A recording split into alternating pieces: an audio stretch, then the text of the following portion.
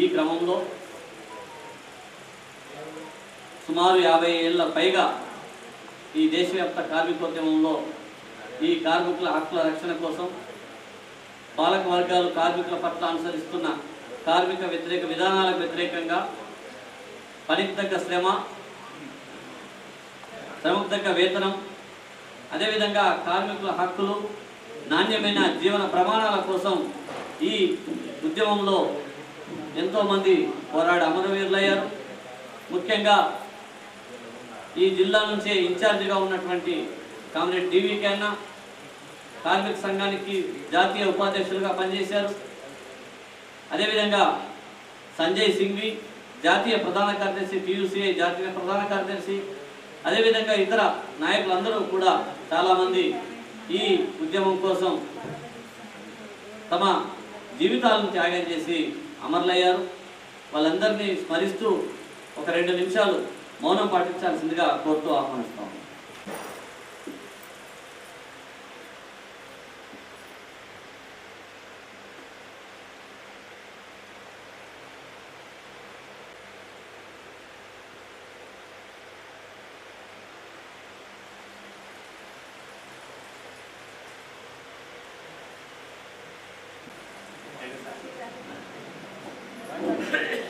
Comrades, మనం టీయూసీఐగా వివిధ అనేక విషయాలు తెలుసుకోవాల్సినటువంటి అవసరం ఉంది. చాలా కాలంగా మన కార్మికులకు, నాయకులకు వివిధ రంగాలలో హమాలి కానీ, ఆటో కానీ, కేజీబీవీ కానీ ఇలాంటి అన్ని రంగాలలో కూడా పనిచేస్తున్నటువంటి మనం రాజకీయంగా చైతన్యం కావాల్సినటువంటి అవసరం ఉంది. శిక్షణ తరగతి నిర్వహించుకొని మనం అందరం కూడా కొంత తెలివిని పెంచుకొని ప్రభుత్వాలు తీసుకొస్తున్నటువంటి కార్మిక వ్యతిరేక విధానాలను నిరసిస్తూ ఐక్య ఉద్యమాల్లో ఆల్ ఇండియా లెవెల్లో జరుగుతున్నటువంటి సమ్మెలలో మనమందరం కూడా పాల్గొని నిరసన కార్యక్రమాలు తెలియజేసి ప్రభుత్వానికి బుద్ధి చెప్పాల్సిన అవసరం ఉంటుంది. కానీ మనం ఎన్ని పెద్ద పోరాటాలు రాష్ట్ర వ్యాప్తంగా, జాతీయంగా, ఆల్ ఇండియా లెవెల్లో చేసినా కూడా మన కార్మికులు అందరం కూడా ఆ విషయాలు తెలుసుకోలేక, ప్రభుత్వ వ్యతిరేక విధానాలను తెలుసుకోలేక మనము పాల్గొనడంలో చాలా తక్కువ సంఖ్యలో పాల్గొంటున్నాం. ఇది మంచి పద్ధతి కాదు. అందరం కూడా చైతన్యవంతం కావాలి. గతంలో చాలా పోరాటాలు చేసినాం, బీడీ వర్కర్స్లో కానీ, ఇతర రంగాల్లో కానీ వందలు కాదు వేల మందిలో మనం కదిలించినాం.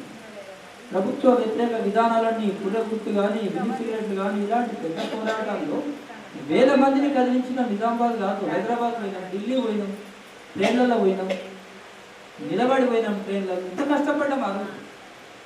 కాబట్టి అటువంటి విషయాలని మనం ఎప్పుడు చేయగలుగుతాము? అటువంటి పోరాటాలని మనం చైతన్యవంతులు కావాలా? ప్రభుత్వ విధానాన్ని ఎండగట్టాలా? ప్రభుత్వం చేస్తున్న తప్పుడు అని చెప్పేసి మనకు తెలవాలంటే ఈ క్లాసులకు రావాలి, ఈ క్లాసులో వినాలి, విషయాలు తెలుసుకోవాలి అనేది మన టీయూసీ ముఖ్య ఉద్దేశం.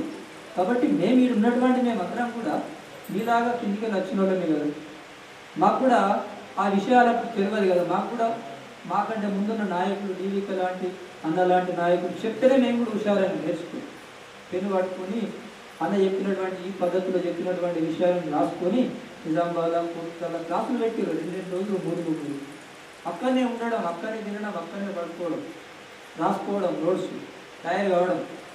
నేను ఇప్పుడు చెప్పడానికి నేను ముందుకొచ్చాను. అట్లా మీ అందరూ కూడా చాలా ముఖ్యమైనటువంటి వాళ్ళు ఇప్పుడు వచ్చిన వాళ్ళందరూ మీరు కూడా ఇలాంటి విషయాలను తెచ్చుకుంటే, రాసుకుంటే మీరు కూడా కింద ఉన్నటువంటి బ్రాంచీలలో, గ్రామాలలో, ఫ్యాక్టరీలలో చెప్పగలుగుతారు అనేది మన టీయూసీఐ ముఖ్య ఉద్దేశం. అట్లా అందరూ కూడా నాయకులు కావాల్సిందే. ఎప్పటికీ నాయకులు ఉండేవాళ్ళందరూ మేము అందరం కూడా నాయకులు ఎప్పటికీ ఉండలేము. వయసు ఎక్కువైనా కొద్దీ ఇంటికాడ రెస్ట్ తీసుకోవాల్సింది. కాబట్టి అప్పుడు ఎవరు చేయాలి? మరి ఎవరో మొగుడు వీకలు వచ్చి ఎవరు చేయరు, మీకోసం చాలా కష్టమవుతుంది. కాబట్టి ఇప్పటి నుంచే మీరు తయారు కావాలి. ఇప్పటి నుంచే క్లాసులని వినాలి, అర్థం చేసుకోవాలి, 10 మందికి చెప్పేటట్టు మీరు అందరూ తయారు కావాలనేది మన ముఖ్య ఉద్దేశం. కాబట్టి ఇలాంటి రాజకీయ శిక్షణ తరగతులను మనం 6 నెలలకు ఒకసారి ఖచ్చితంగా పెట్టుకోవచ్చు. మన లెవెల్లో జిల్లా స్థాయిలో మనం పెట్టుకోవచ్చు, రాష్ట్ర స్థాయిలో కూడా ఉంటాయి. కానీ మన జిల్లాలో మనం ఎప్పుడు పెట్టుకున్నా మంచిదే, ఎక్కువ విషయాలు తెలుసుకోగలుగుతాం. అట్లా మనం అందరం కూడా సిద్ధం కావాలి. మన నాయకత్వం, జిల్లా నాయకత్వం చెప్పినటువంటి కోటాల ప్రకారం అందరూ కూడా రావాలి. తెలుసుకోవాలా, టైం ఇవ్వాలా, ఈ పద్ధతులను పాటించాలని చెప్పేసి టీయూసీఐ జిల్లా కమిటీ తరఫున మేము అందరూ కూడా కోరుతున్నాం. కాబట్టి మీరందరూ కూడా ఈ క్లాసు 2-3 క్లాసులు ఉంటాయి. ఒకటి కృష్ణన్నది, రెండవది సూర్యమన్న, మూడవది ఎస్ఎల్ పద్మ. ఇట్లా 3 నాయకులు మనకు చెప్తారు కాబట్టి ఆ విషయాలన్నీ కూడా జాగ్రత్తగా వినాలి, బయటకు వెళ్ళొద్దు, ముచ్చట్లు పెట్టద్దు, ఇవన్నీ మంచిగా తెలుసుకోవాలని చెప్పేసి మీకు కోరుతున్నా. ఇప్పుడు మన టీయూసీఐ ఆల్ ఇండియా రాష్ట్ర ఉపాధ్యక్షులు కామ్రేడ్ అధ్యక్షులు కామ్రేడ్ వనమాల కృష్ణన్న సీనియర్ అన్న, చాలా పోరాటాలలో అందరికీ కూడా పరిచయం. కాబట్టి తను ముఖ్యమైనటువంటి విషయాలతో మీద మాట్లాడతాడు. మీరందరూ కూడా జాగ్రత్తగా వినాలని అర్థం చేసుకోవాలని కోరుతున్నాం. కామ్రేడ్ కృష్ణన్న మాట్లాడాలని వేదికపై ఉన్నటువంటి మిత్రులు, ఈ రాజకీయ శిక్షణా తరగతులకు హాజరైనటువంటి అక్కలు అన్నలందరికీ టీయూసీఐ జాతీయ కమిటీ తరఫున అభినందనలు తెలియజేస్తూ, చదువు మనిషిని మనిషిగా నిలబెడుతుంది. రాజకీయ శిక్షణా తరగతులు సమాజాన్ని అర్థం చేసుకోవడానికి, సమాజంలో ఉన్న పాత్ర ఏంటి అనేటటువంటి దాన్ని నిర్వహించడానికి మాత్రమే తోడ్పడేటటువంటిది క్లాస్. చదువు ఉండగానే సరిపోదు, శిక్షణ కూడా ఉండాలి. రాజకీయ విషయాలను అధికారంలో ఉన్నటువంటి పార్టీ అనుసరిస్తున్నటువంటి విధానాలకు జోడించి పనిచేసినప్పుడు మాత్రమే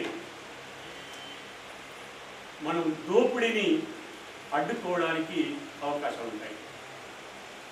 భారతదేశంలో 40 నుంచి 45 కోట్ల మంది కార్మికులు ఉంటే దాదాపు 38 కోట్ల మంది ఇవాళ అసంఘటిత రంగంలో 97% ఉన్నటువంటి వాళ్ళని మనం చూస్తున్నాం. కేవలం సంఘటిత రంగంలో 5 నుంచి 7 కోట్లు మాత్రమే కార్మిక వర్గం దేశంలో ఉంది. 100కి 90 మంది ఈ దేశంలో పేదవాళ్ళే ఉన్నారు.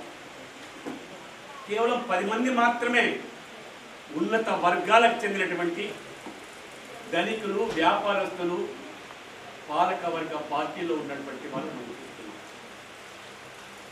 100కి 90 మందిగా ఉన్నటువంటి పేదలమంతా ఐక్యంగా లేకపోవడం వల్లనే పాలిస్తున్నటువంటి అధికార పార్టీ ఎత్తులను చిత్తు చేయలేకపోతున్నాం. ఈ ప్రభుత్వం ఎవరిది? ఈ దేశం ఎవరిది? ప్రభుత్వం మనదైతే మన కోసం ఆలోచించాలా లేదా? ఇవాళ దేశంలో దాడులు పెరుగుతూ ఉన్నాయి. అట్టడు వర్గాల దళితుల పైన, ఆదివాసీల పైన దాడులు కొనసాగుతూ ఉన్నాయి. వీటన్నిటికీ కారణం ఏమిటి? కష్టపడి పనిచేసే కార్మికులకు శ్రమకు తగినటువంటి వేతనం దొరకట్లేదు. దీనికి గల కారణం ఏమిటి? రాజకీయాలంటే ఒక మూసలో పోసినటువంటివి కావు. రాజకీయాలంటే చేసే పనికి, తినే తిండికి మధ్య ఉన్నటువంటిదే రాజకీయం. మనం తింటున్నటువంటి తిండి ధరలు పెరిగి తిండి తినలేనటువంటి స్థితికి చేరుకుంటున్నామో మనం అర్థం చేసుకోవాల్సినటువంటి అవసరం ఉంది. మనం చేస్తున్నటువంటి పనికి శ్రమకు తగిన ఫలితం ఎందుకు రావట్లేదు కల్పించేటటువంటిది కాదు. ఇది తరగతుల ద్వారా, రాజకీయ శిక్షణ తరగతుల ద్వారా మాత్రమే నేర్చుకొని దోపిడీకి వ్యతిరేకంగా పోరాటాలను ఎక్కుపెట్టడానికి తోడ్పడేటటువంటిదే ఈ రాజకీయ శిక్షణ తరగతి.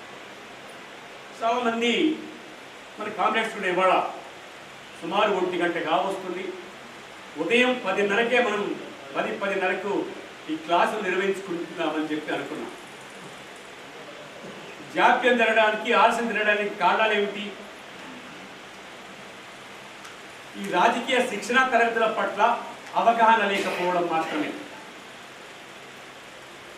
మన నేరుతున్నటువంటి ప్రభుత్వాలు మన జీవితాలను బాగు చేస్తాయా లేదా అనే సామాజిక స్పృహ లేకపోవడమే. చదువు లేకపోయినా రాజకీయ శిక్షా తరగతులు అనేటటువంటి సమాజాన్ని అర్థం చేసుకోవడానికి, సమాజంలో దోపిడీని అర్థం చేసుకోవడానికి, దోపిడీ పీడన లేనటువంటి విధంగా పెట్టుబడిదారులకు వ్యతిరేకంగా, ప్రభుత్వ విధానాలకు వ్యతిరేకంగా మన పోరాటాలను ఎక్కుపెట్టి నిజమైనటువంటి స్వాతంత్రాన్ని, నిజమైనటువంటి సమాజాన్ని, నూతన సమాజాన్ని ఏర్పాటు చేసుకోవడానికి తోడ్పడుతుంది. తినే తిండికి చేసే పనికి మధ్య ఉన్నటువంటిదే రాజకీయం అంటున్నారు. ఎట్లా అది రాజకీయం అవుతుందో అని కూడా మీరు భావించుంటారు. మనం చేసే పనికి కనీస వేతనం, దుడ్డు విషయంలో మీకు చెప్తున్నాను, కనీస వేతనం రాష్ట్ర ప్రభుత్వం నిర్ణయించాలి. బీడీ పరిశ్రమలో దాదాపు 2006 నుండి కనీస వేతనాన్ని నిర్ణయించాలి. ఎందుకు నిర్ణయించలేదు? బీడీ పరిశ్రమలో కార్మికుల కూలి భరిస్తే ప్రభుత్వానికి ఖజానాకి ఏమైనా నష్టమా? కాదు. ఒక్క పైసా కూడా బడ్జెట్లో కేటాయించాల్సినటువంటి అవసరం లేదు. కేంద్ర ప్రభుత్వానికి ఏమైనా నష్టమా? కేంద్ర ప్రభుత్వం కూడా బడ్జెట్లో ఒక్క పైసా కూడా కేటాయించాల్సినటువంటి అవసరం లేదు. సున్నం బట్టీలో పనిచేసేవాడు, ఇటుక బట్టీల్లో పనిచేసేవాడు, టెక్స్టైల్ ఇండస్ట్రీలో పనిచేసేవాడు, ఇంజనీరింగ్ విభాగాల్లో పనిచేసేటటువంటి కార్మికులు ఈ రాష్ట్రంలో 73 రంగాలు కనీస వేతనాల షెడ్యూల్లో ఉన్నాయి. ఈ 73 రంగాలకు చెందినటువంటి కార్మికుల కనీస వేతనం నిర్ణయిస్తే ప్రభుత్వం మీద ఒక్క పైసా కూడా భారం పడదు. అయినా ఎందుకు నిర్ణయించడం లేదంటే ఇదే రాజకీయం అర్థం చేసుకోవాల్సినటువంటి. ఎందుకు నిర్ణయించడం లేదంటే కార్మికులకు కూలీ పెంచడం ద్వారా బాగోగులు కోరేటటువంటి ప్రభుత్వం కాదు. ఈ ప్రభుత్వం ఎవరిది? ఉన్నత వర్గాలది, దోపిడీ చేసేటటువంటి పెట్టుబడిదారులది, పాలక పార్టీలది. కూలీ పెంచితే రేపు ఏ ఫ్యాక్టరీ వాడు కూడా వాళ్ళ పార్టీకి ఎన్నికల నిధులు ఇవ్వరు. కనుక ఏం చేస్తాడు? ఇది ప్రజాప్రభుత్వం, ప్రజాపాలన అని రేవంత్ రెడ్డి ప్రభుత్వం చెప్తుంది. ప్రజలందరినీ సమానంగా చూస్తుందా? ఎందుకు చూడట్లేదు? ఇదే రాజకీయం. మన కూలి పెంచాలని నిర్ణయించకపోవడం. చట్టంలో ఏం చెప్తుంది? కనీస వేతనాల చట్టం 1948లో చేయబడింది.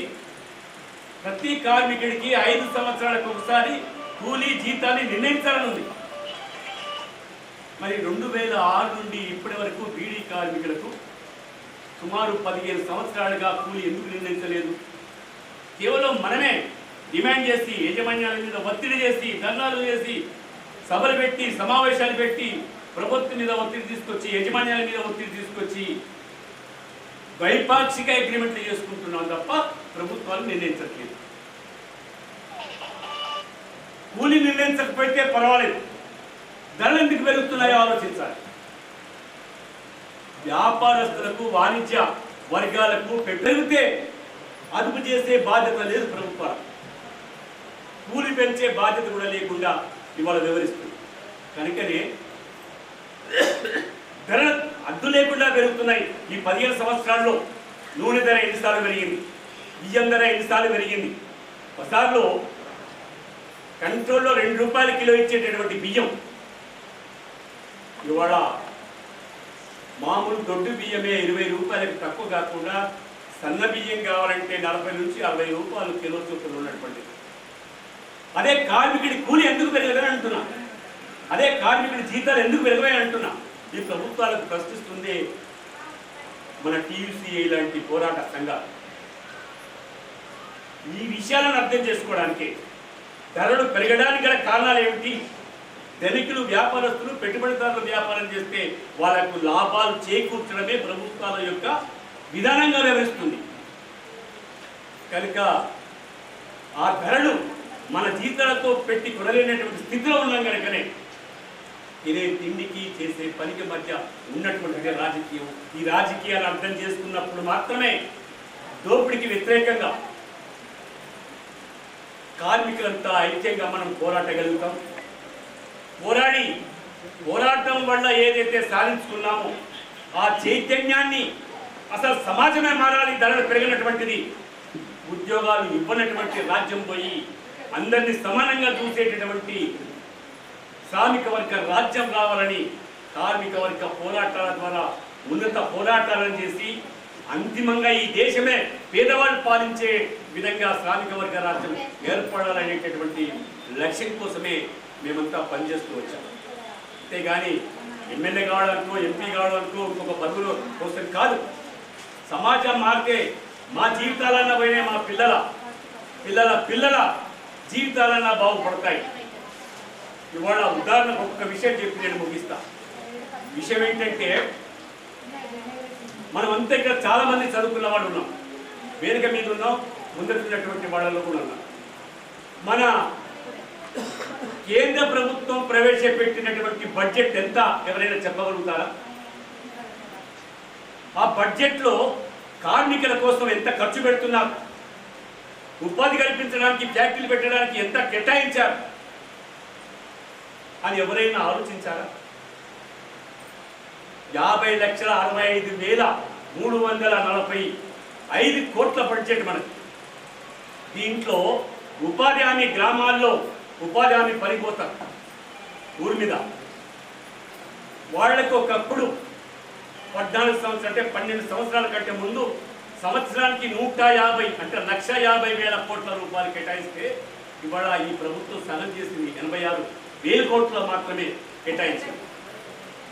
ఆరోగ్యానికి ఆనాడే 1,25,000 కోట్ల రూపాయలు కేటాయిస్తే ఈ ప్రభుత్వం 14 సంవత్సరాల తర్వాత 99,807 కోట్లు మాత్రమే కేటాయించింది. 1,00,000 కోట్లు కూడా కాదు. ఆరోగ్యానికి ఎంత కేటాయించింది? 1,25,000 కోట్లు మాత్రమే కేటాయించింది. ఇది అన్యాయం కాదా? బడ్జెట్ అర్థం చేసుకోగలిగితే మన జీవితాలు ఎలా బాగుపడతాయి? ఈ రాజకీయ శిక్షణ తరగతుల వల్ల మన జ్ఞానాన్ని పెంపొందించుకొని కార్మిక వర్గాన్ని ఐక్యంగా సంఘటితంగా పెట్టుబడిదారులకు పాలక వర్గాలకు వ్యతిరేకంగా పోరాటం చేయడానికి ఈ రాజకీయ తరగతుల శిక్షణ తరగతులు తోడ్పడతాయి. కనుక ప్రతి ఒక్క అక్క కానీ కామ్రేడ్ కానీ మీరంతా కూడా ఈ శిక్షణ తరగతులని బాగా అర్థం చేసుకొని భవిష్యత్తులో చేసేటటువంటి పోరాటాల్లో ఐక్యంగా సంఘటితంగా ముందడుగు వేయడానికి మీరు అగ్రభాగాన ఉండాలని తెలియజేస్తూ ఈ అవకాశం ఇచ్చినటువంటి టీయూసీఐ జిల్లా కమిటీకి అందరికీ తెలియజేస్తూ ముగిస్తుంది.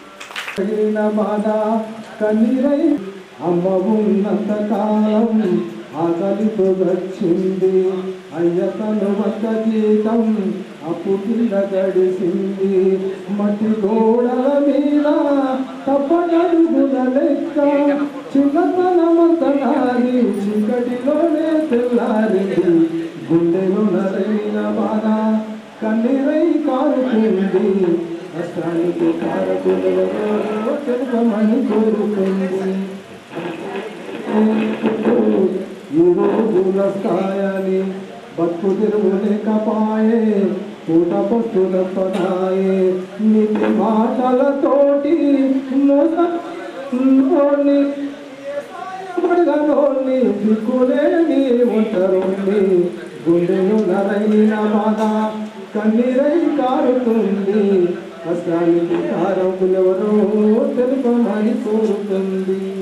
పాతకాలము కాదు మారిందనన్నారు ఏమేమి మారింది ఎక్కడ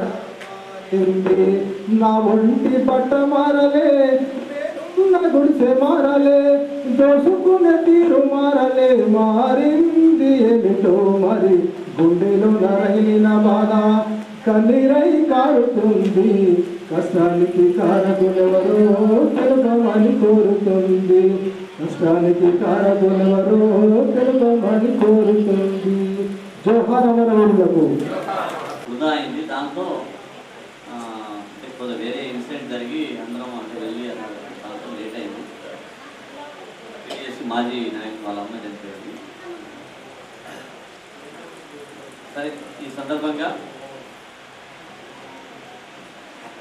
కార్మిక చట్టాలు, భారత కార్మిక చట్టాలు, కార్మిక ఉద్యమం ఈ దేశంలో కార్మికులు తమ హక్కుల కోసం, తమ నాణ్యమైన జీవితం కోసం, వేతనాల పెంపు కోసం, లేదా వాళ్ళ భవిష్యత్తు కోసం ఎట్లా ఉద్యమాలు చేసిర్రు, మొత్తంగా ఈ భారత కార్మికోద్యమ చరిత్రని చెప్పడానికి ఇప్పుడు టీచర్ రెడీగా ఉన్నారు. PUCI రాష్ట్ర ప్రధాన కార్యదర్శి కామ్రేడ్ పద్మక్క భారత కార్మికోద్యమం గారు చెప్పాల్సిందిగా కోరుతా ఉన్నాం. అక్క స్టార్ట్ చేసిన దాకా కొంచెం ఆగిపోతానా, కూర్చొని ఫోటో సెషన్ అయినా కూడా ఖాళీ చేద్దాం. చాలా పనులు ఉంటాయి, పోరగాళ్ళందరూ ఇళ్లలోనే ఉంటారు. ఈ రాజకీయ శిక్షణ తరగతులు ఏంటి, మాకెందుకు శిక్షిస్తున్నారు అనే ప్రశ్న రావడం మీ అందరికీ, ముఖ్యంగా లేడీస్ కాబట్టి ఆ ప్రశ్న చాలా మందికి కూడా వస్తుంది. ఇప్పుడు మీరు ఎవరన్నా ఒక పెళ్లి చేయడానికి పోయినప్పుడు వాళ్ళ పుట్టు పూర్వతరాలు కనుక్కుంటారు, అవునా? కనుక్కుంటారా లేదా? కనుక్కుంటారు. వాళ్ళు ఏం చేశారు అని. ఎందుకు? మన ఇచ్చే పిల్లనో పిల్లగాడినో ఆ ఇంట్లో సంతోషంగా సుఖంగా ఉండగలుగుతారా లేదా కదా. కాబట్టి ఆ చరిత్రని కనుక్కుంటాం. ఆ చరిత్ర ద్వారా కనుక్కొని వాళ్ళని మనం పెళ్లి చేయాలా వద్దా, లేదా సంబంధం గుర్తుంచుకోవాలా లేదా అని ఆలోచిస్తాం, అవునా కాదా? మన ఇంటికి ఇచ్చే అమ్మాయిని కూడా మన గురించి కూడా కనుక్కుంటారు కదా. అట్లనే మీరంతా ఎవరు? మీరంతా ఎవరు? ఏం చేస్తారు? ఏం చేస్తారు మీరంతా? పని చేస్తారు. పని చేయడం అంటే అందరు పని చేస్తారు. ఇప్పుడు ఇంట్లో వంట చేస్తారు, అది పనే కదా. ఆ పనికి బీడీ చేసే పని రెండు సమానమా? ఆ పనికి KGBలో పోయి పనిచేసేది సమానమా? ఆ పనికి మున్సిపాలిటీలో పోయి చేసే పనికి సమానమా? కాదు. ఎందుకు కాదు? నాకు ఆన్సర్ రావాలి, వస్తే మిగతా విషయం చెప్తాను. ఎందుకు కాదు? మీరు ఇంట్లో చేసే పనికి మీకు జీతం ఇస్తున్నారా? మరి బయట చేసే పనికి వస్తుంది. అంటే అర్థం ఏంటి? మన ఇంట్లో చేసుకునే పని మన అవసరం కోసం చేసుకునే పని. బయట వెళ్ళి బీడీనో ఇంకొక పను మనం చేయడానికి వెళ్తున్న పని, ఆ పని మన అవసరం కోసం కాదు. మనకు తిండికి సరిపడే డబ్బు ఇస్తేనేమో కానీ అది ఆ కంపెనీ పెట్టిన, ఆ యజమాని పెట్టిన వాళ్ళ అవసరం కోసం చేసే పని. కాబట్టి మన శ్రమని మనము ఖర్చు చేస్తున్నందుకు దానికి ఒక విలువ కట్టి జీతం రూపంలోనో, వేతనం రూపంలోనో, రోజువారీ రూపంలోనో, క్యాజువల్ రూపంలోనో మనకి డబ్బులు ఇస్తున్నారు కదా. ఇంతే కదా. దానికి దీనికి తేడా అంటే ఆ రకంగా మనకి డబ్బులు ఇస్తున్నారు. ఎందుకు అంటే మనము మన శ్రమని ఖర్చు పెడుతున్నాం. మన ఇంట్లో మన కోసం పెట్టుకుంటున్నాం. ఆ పెట్టుకున్న దాంతో తిన్న ఆహారం ద్వారా ఇంకొకళ్ళ కోసం శ్రమని వెచ్చిస్తున్నాం. కాబట్టి అక్కడ మనకి వేతనం అనేది ఒకటి ఇస్తున్నారు. సరే, ఆ జీతం ఇచ్చేది సరిపోయేంత ఇస్తున్నారా లేదా? ఎంత జీతం ఉండాలి? అసలు జీతం పని చేసేటప్పుడు ఎన్ని గంటలు పని చేయాలి, ఎంతకాలం పని చేయాలని ఏమన్నా ఉందా? రూల్ ఉందా? ఇంతకాలం పనిచేస్తే ఇన్ని గంటలకు ఇంత ఇవ్వాలని రూల్ ఉందా? ఉంటే అది ఎంత, ఎట్లా అనేది నెక్స్ట్. కానీ ఫస్ట్ మనము అక్క ముచ్చటి ఇంటికాడ పెట్టుకోండి అక్కోయ్, మనము పని చేస్తున్న కాలానికి జీతం తీసుకుంటున్న వేతన జీవులం మనం. అంటే మనం కార్మికులం. మన శ్రమశక్తిని మన శ్రమశక్తికి లెక్క కట్టి జీతం రూపంలో, వేతనం రూపంలో ఇస్తున్న కార్మికులం కదా. మరి ఒక పెళ్లి సంబంధానికే అన్ని చూసుకున్నప్పుడు మరి మనం ఇలా పని చేస్తున్న దానికి జీతం తీసుకోవాలా? జీతం తీసుకోకుండానే ఉండే పరిస్థితి ఉంటుందా? అసలు జీతం తీసుకోకుండా పని చేసిన కాలాలు కూడా ఉన్నాయా? ఆ పైసల రూపంలో కాకుండా ఇంకొక రూపంలో డబ్బులు తీసుకున్న సందర్భాలు ఈ ప్రపంచంలో ఉన్నాయా? నేను ఈరోజు ఈ జీతం ఇన్ని గంటలు పనిచేస్తే ఇంత జీతం ఇవ్వాలి అనే నిర్ణయానికి రావడానికి కారణం ఏంటి?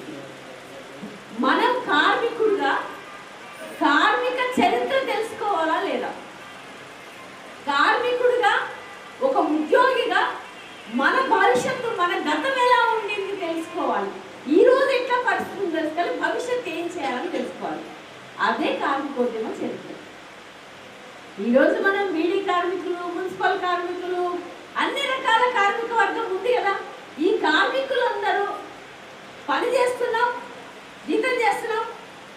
ఒకప్పుడు కార్మిక సంఘాలు లేని పరిస్థితి నుంచి కార్మిక సంఘాలు ఉండే స్థితికి వచ్చి కార్మిక సంఘాలు పోరాడుతుంటే ఇప్పుడు కార్మిక సంఘాలే లేకుండా చెయ్యాలి అనే పరిస్థితులు దాపురించాయి. మీకు అనేక సార్లు చెప్తూ ఉంటాను. ఏమిటి దీని వెనకాల ఉన్న వ్యవస్థ ఏమిటి? మన కార్మిక సంఘాలు పుట్టుకతోటే, మనం అంటాం కదా, నువ్వు పుట్టడంతో 10th క్లాస్ చదివా, పుట్టడంతో నువ్వు ఐఏఎస్ ఆఫీసర్ అయినవా? కాలే కదా. దానికి ఒక క్రమంలోనే మనం ఐఏఎస్ ఆఫీసర్స్ అయ్యాం. అట్లానే కార్మిక ఉద్యమం కూడా పరిశ్రమలు ఏర్పడ్డాక కూడా, పరిశ్రమలు అమ్మగానే ఉద్యమాలు ప్రారంభమయ్యాయా? కాదు. అందుకనే భారతదేశంలో మనము కార్మికులు వేతనం తీసుకుంటున్న శ్రమజీవులను కాబట్టి ఆ శ్రమజీవుల ఉద్యమము ఎలా ఉండింది అని తెలుసుకోవాల్సిన అవసరం మనకుంది. ఇది అందుకనే భారతదేశ కార్మికోద్యమ చరిత్ర అనే అంశాన్ని మనం ఇక్కడ చెప్పుకుంటున్నాం. తెలుసుకుంటే ఓయమ్మ మన తాతలే పోట్లాడిండ్రు, మనమేందబ్బా ఇంట్లో కాడ ఇట్లా కూర్చున్నాము అనే అభిప్రాయం కూడా మనకి ఏర్పడక తప్పదు. అందుకని ఏంటంటే భారతదేశంలో మన తాత వ్యవసాయం చేసుకున్నాడు, వ్యవసాయం చేసుకుంటూ జీతగాడి ఉన్నాడు, జీతగాడి నుంచి వ్యవసాయం కొంచెం భూమి కొనుక్కొని వ్యవసాయం చేసుకోవడం, వ్యవసాయం చేసుకుంటున్న ఆ అరెకరము పారెకరం భూమి చేసుకోలేని పరిస్థితి వచ్చిన తర్వాత కుటుంబం పెరిగింది. కుటుంబం పెరిగినాక మీ పిల్లలు ఏం చేయాల్సి వచ్చింది?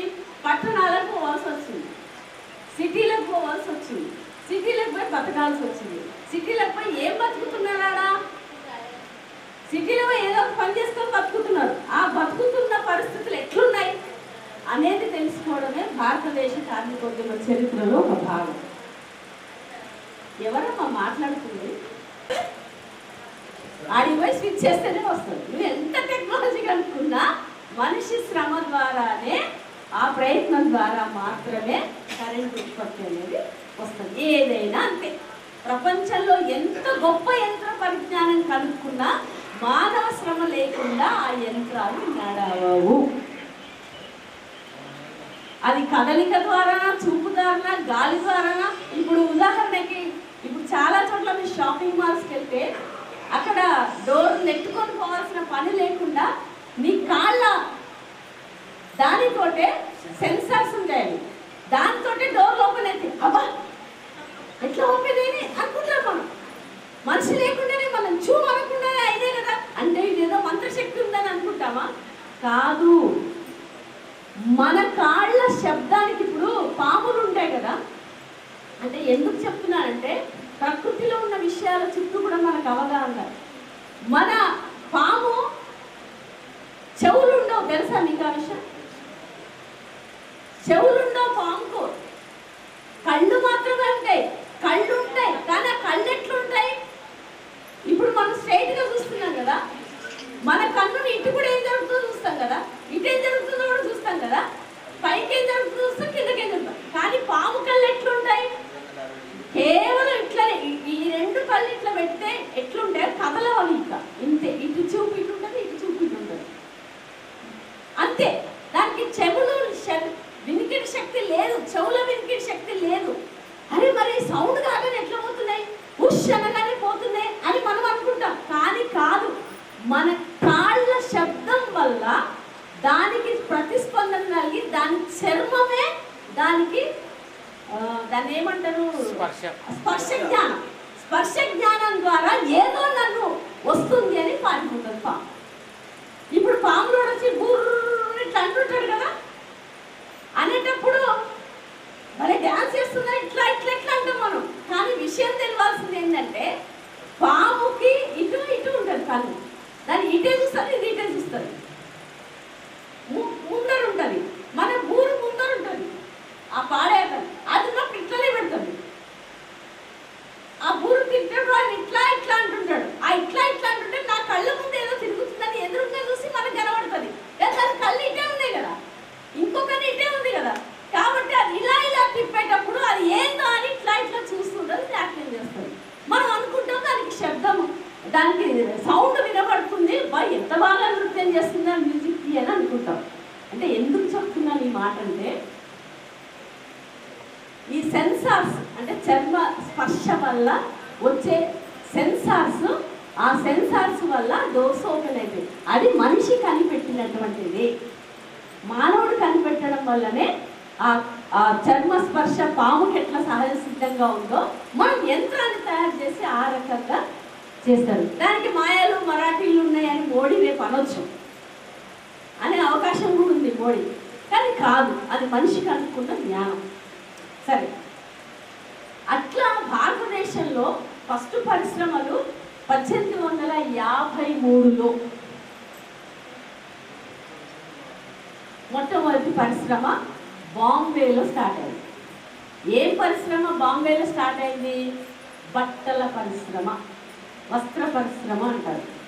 వస్త్ర పరిశ్రమ బాంబేలో ప్రారంభమయ్యాయి. అయితే ఇంకొక కలకత్తా నగరంలో గోనె సంచులు, జనపనార అంటే గోనె సంచులు, గోనె సంచుల జనపనార పరిశ్రమ కలకత్తాలో 1855లో ప్రారంభమైంది.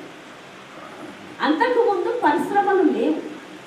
పరిశ్రమలు అంటే కొంతమంది కార్మికులు ఒకే దగ్గర ఉండి పని చేయటం. ఆ పరిశ్రమలు అనేవి 1850లో, 53లో, 55లోనే భారతదేశంలో మొట్టమొదట ప్రారంభమయ్యాయి.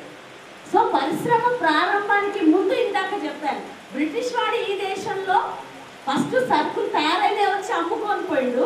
తర్వాత ఏం చేసిండు? రెండో స్టేజ్లో ఈ దేశంలోనే ముడి సరుకు తీసుకుపోయి ఆడ తయారు చేసి మళ్ళీ మనకు అమ్మిన పరిస్థితి. అంటే మన దగ్గర పత్తి దొరుకుతుండే, మన దగ్గర ఇంకేమో దొరుకుతుంది. ఆ దొరుకుతున్న దాన్ని తీసుకుపోయి ఆడ యంత్రాలు ఉన్నాయి కదా ఆ దేశంలో, యంత్రాలు తయారు చేసుకొచ్చి ఆ ఉత్పత్తి అయిందని మన దగ్గర అమ్మేటోడు. నెక్స్ట్ అంటే దీనికి మనము పరిశ్రమలు స్థాపించాల్సిన అవసరం లేదు. మూడో దశ ఏమైందంటే, దేశంలో వాడు ఇంత శ్రమ తీసుకొని ఇంత ప్రయాణ రవాణా ఖర్చులు పెట్టే బదులు నాకు ఇక్కడ పుక్కడికి వర్కర్స్ దొరుకుతున్నారు కదా, పనిచేసిన వాళ్ళు, పనిచేసే మనుషులు దొరుకుతున్నారు కదా అని ఆ పుక్కడికి దొరుకుతున్నారని చెప్పి వాడేం చేసి ఈడనే పరిశ్రమలు నెలకొంటారు. అంతకంటే ముందే భారతదేశంలో పరిశ్రమలు స్టార్ట్ అయ్యాయి.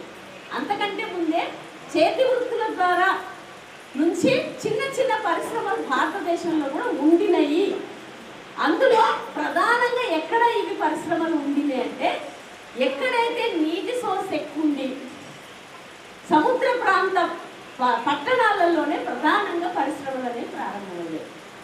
కలకత్తా, అహ్మదాబాద్, బాంబే, మద్రాస్, కాన్పూర్, ఈ ప్రధాన పట్టణాలలోనే పరిశ్రమలు. అందులో పట్టణాల్లో గుజరాత్ కూడా ఒక ముఖ్యమైన పారిశ్రామిక కేంద్రం. మద్రాస్ కూడా ఇప్పటికీ పరిశ్రమలు బాగా ఉన్న కేంద్రం. బాంబే బట్టల మిల్లులకు ఫేమస్. బహుశా నాకు తెలిసి సూరత్, మహారాష్ట్ర అంతా సూరత్ బట్టలు, ఈడ అమ్మేవన్నీ కూడా ఆ నుంచి వచ్చే బట్టలే. అంటే ఇది ఒక 1850ల కాలం నుంచి కూడా ఈ పరిశ్రమలు అనేవి ఈ భారతదేశంలో ఉన్నాయి. ఇది ప్రాథమికమైన విషయం. రెండోది, ఎప్పుడైతే యజమాని కార్మికులు అనే పరిస్థితి వచ్చిందో, కార్మికులంతా అరే ఆడ పని దొరుకుతుందంటే పోదామని ఇప్పుడు ఆలోచిస్తున్నట్టు పోయింది. అప్పుడు వాళ్ళు పోలే.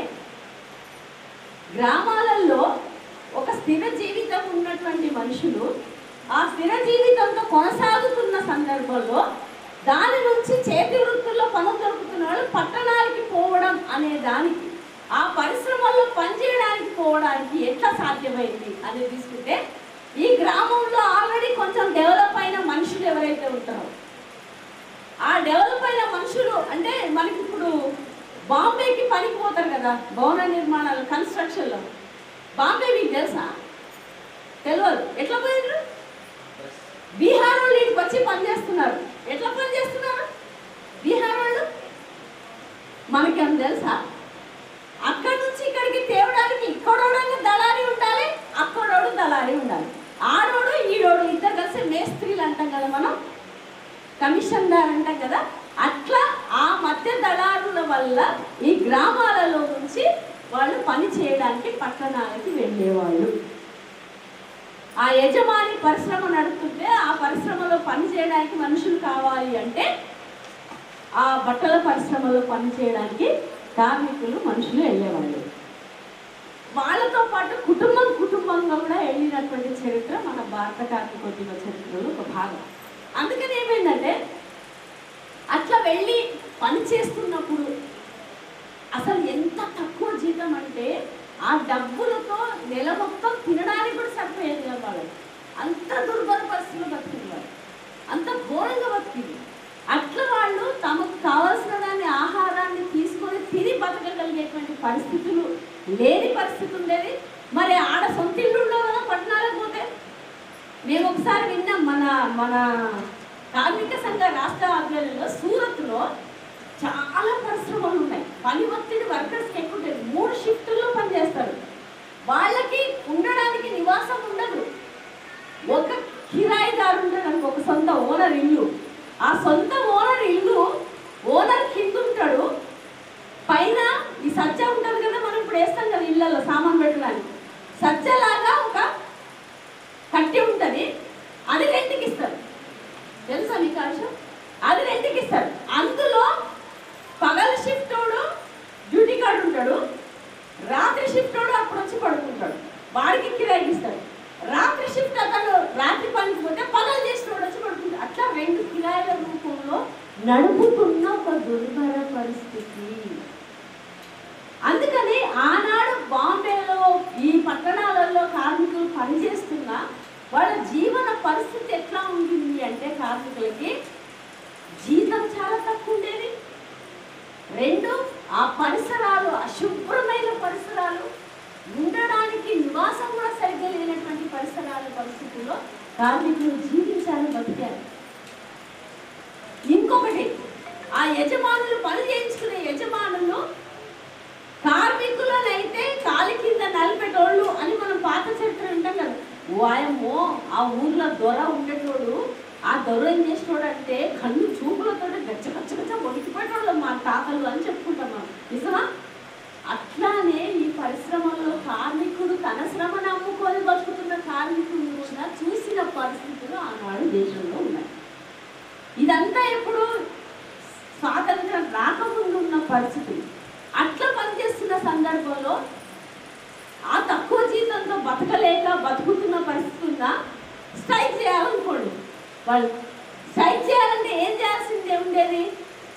స్ట్రైక్ వీళ్ళు చేయాలని కదా. నాకు ఆ పని దొరకడమే గొప్ప అనుకున్నాడు ఆ మనిషి. ఆ కార్మికులు ఏమనుకున్నారంటే నాకు ఈ పని దొరకడమే గొప్ప విషయము, ఫలానా మేస్త్రి వల్ల నాకు పని దొరికింది, లేకపోతే నేను తినకుండా చచ్చిపోయేటోంది అనే జ్ఞానమే ఆనాడు కార్మికులకున్న జ్ఞానం. ఏది నిజం అనేది కూడా మనం చర్చ చేసుకోవాలి. నిజమే, పరిశ్రమ పెట్టింది కాబట్టి నువ్వు పరిశ్రమ పెట్టినా మనుషులు పనిచేసే వాళ్ళు లేకపోతే పరిశ్రమ నడుస్తుందా? ఇందాక అనుకున్నాం కదా, కరెంట్ తయారైనా మనిషి స్విచ్ చేస్తేనే పనిచేస్తుంది కదా. పనిచేసే మనుషులు లేకపోతే ఆ పరిశ్రమ నడుస్తుందా? నడవదు. కానీ సమాజం ఎట్లా ఉత్పన్నం చేసి పెట్టిందంటే వాడుండబట్టే మాకు పని దొరికింది, వాడుండబట్టే మాకు జీవితం ఉంది. వాడెవరంటే దేవుడు అనుకున్నాం. ఆ యజమాని చాలా గొప్పోడు అని కార్మిక వర్గం భావించింది. కాబట్టి స్ట్రైకులు చేస్తున్నారు కాదు. ఒకవేళ ఏమన్నా ఇంకొక సమస్య కూడా ఉండేది, కొంచెం అందరూ ఒకేలా ఉంటారు కదా, కొంచెం ఎదురు తిరిగేటోళ్ళు కూడా ఉంటారు కదా. కొంచెం ఎదురు తిరిగితే పనిలో నుంచి తీసేసేటువంటి పరిస్థితులు కూడా ఉంటాయి. 4 సమస్యలు వాళ్ళు ఎదుర్కొనేటోళ్ళు. 1 పనిలో నుంచి తీసేయడం, 2 వేతనం చాలా తక్కువ, 3 ఆ కార్మికుడు ఎదుర్కొన్న ఇంకో ముఖ్యమైన సమస్య ఏంటంటే అసలు వాళ్ళు ఉండే పరిసరాలలో అత్యంత ఘోరమైన పరిస్థితులు ఉండేవి. 4 ఆ పని చేసే స్థలంలో వాళ్ళకి ఏ రకమైన అవకాశాలు అవసరాలు తీరని పరిస్థితి ఉండేది. సో కుటుంబాలుగా ఇంకా విచిత్రమైన విషయం వినాలి మీరు. మన చరిత్రలో ఆడవాళ్ళు కూడా పని చేసుకోండి. ఇంకా ఘోరమైన సమస్యలు అంటే వాళ్ళకు మనం మేడే జరుపుకుంటాం కదా 8 గంటలు పనిచేయడం ఎట్లా వచ్చింది. కానీ భారతదేశంలో ఉండే కార్మికులు కూడా అంత దుర్భరమైన బతికింది. ఎట్లా బతికిండ్రు? పొద్దు పొడిచిందంటే వెళ్తురు రాకముందే పరిశ్రమలలోకి వెళ్తే చీకటి పడ్డాకనే వాళ్ళు బయటకు వచ్చేవాళ్ళు. అంటే ఎన్ని గంటలు పనిచేసేవాళ్ళు?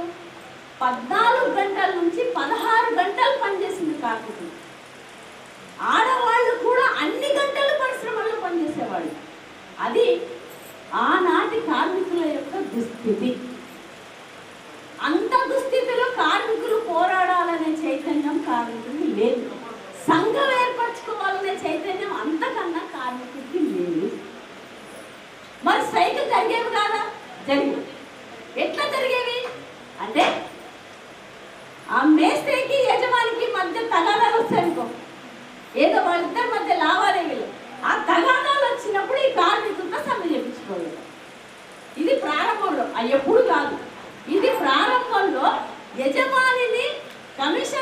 లొంగ తీసుకోవడానికి కార్మికులను ఇట్లా రెచ్చగొట్టి తన గుప్పిట్లోనే ఉండేవాడు. వాళ్ళ ఊరైనా వాళ్ళకి ఉద్యోగం ఇచ్చినాయన అని తన గుప్పిట్లో ఉండి అట్లా యజమానితోటి ఎంత సమయం చెప్పించింది విచిత్రంగా ఉంటుంది మీకు. ప్రారంభంలో మన స్ట్రైకులు ఎట్లుంది అంటే గంట, అర్ధగంట, బయటకు వాడు ఏదైనా అనగానే ఒక 2 ఉద్యోగాలు తీస్తే కానీ బయటకు వచ్చి ఒక 15 నిమిషాలు నిరసన తెలిపి మళ్ళా లోపలికి పోవడం. ఇంతే 10 నిమిషాలు 15 నిమిషాలు అర్ధగంట స్ట్రైకులు అనేవి ఉండేవి తప్ప సుదీర్ఘకాల సమ్మెలు అనేవి కొనసాగలేదు.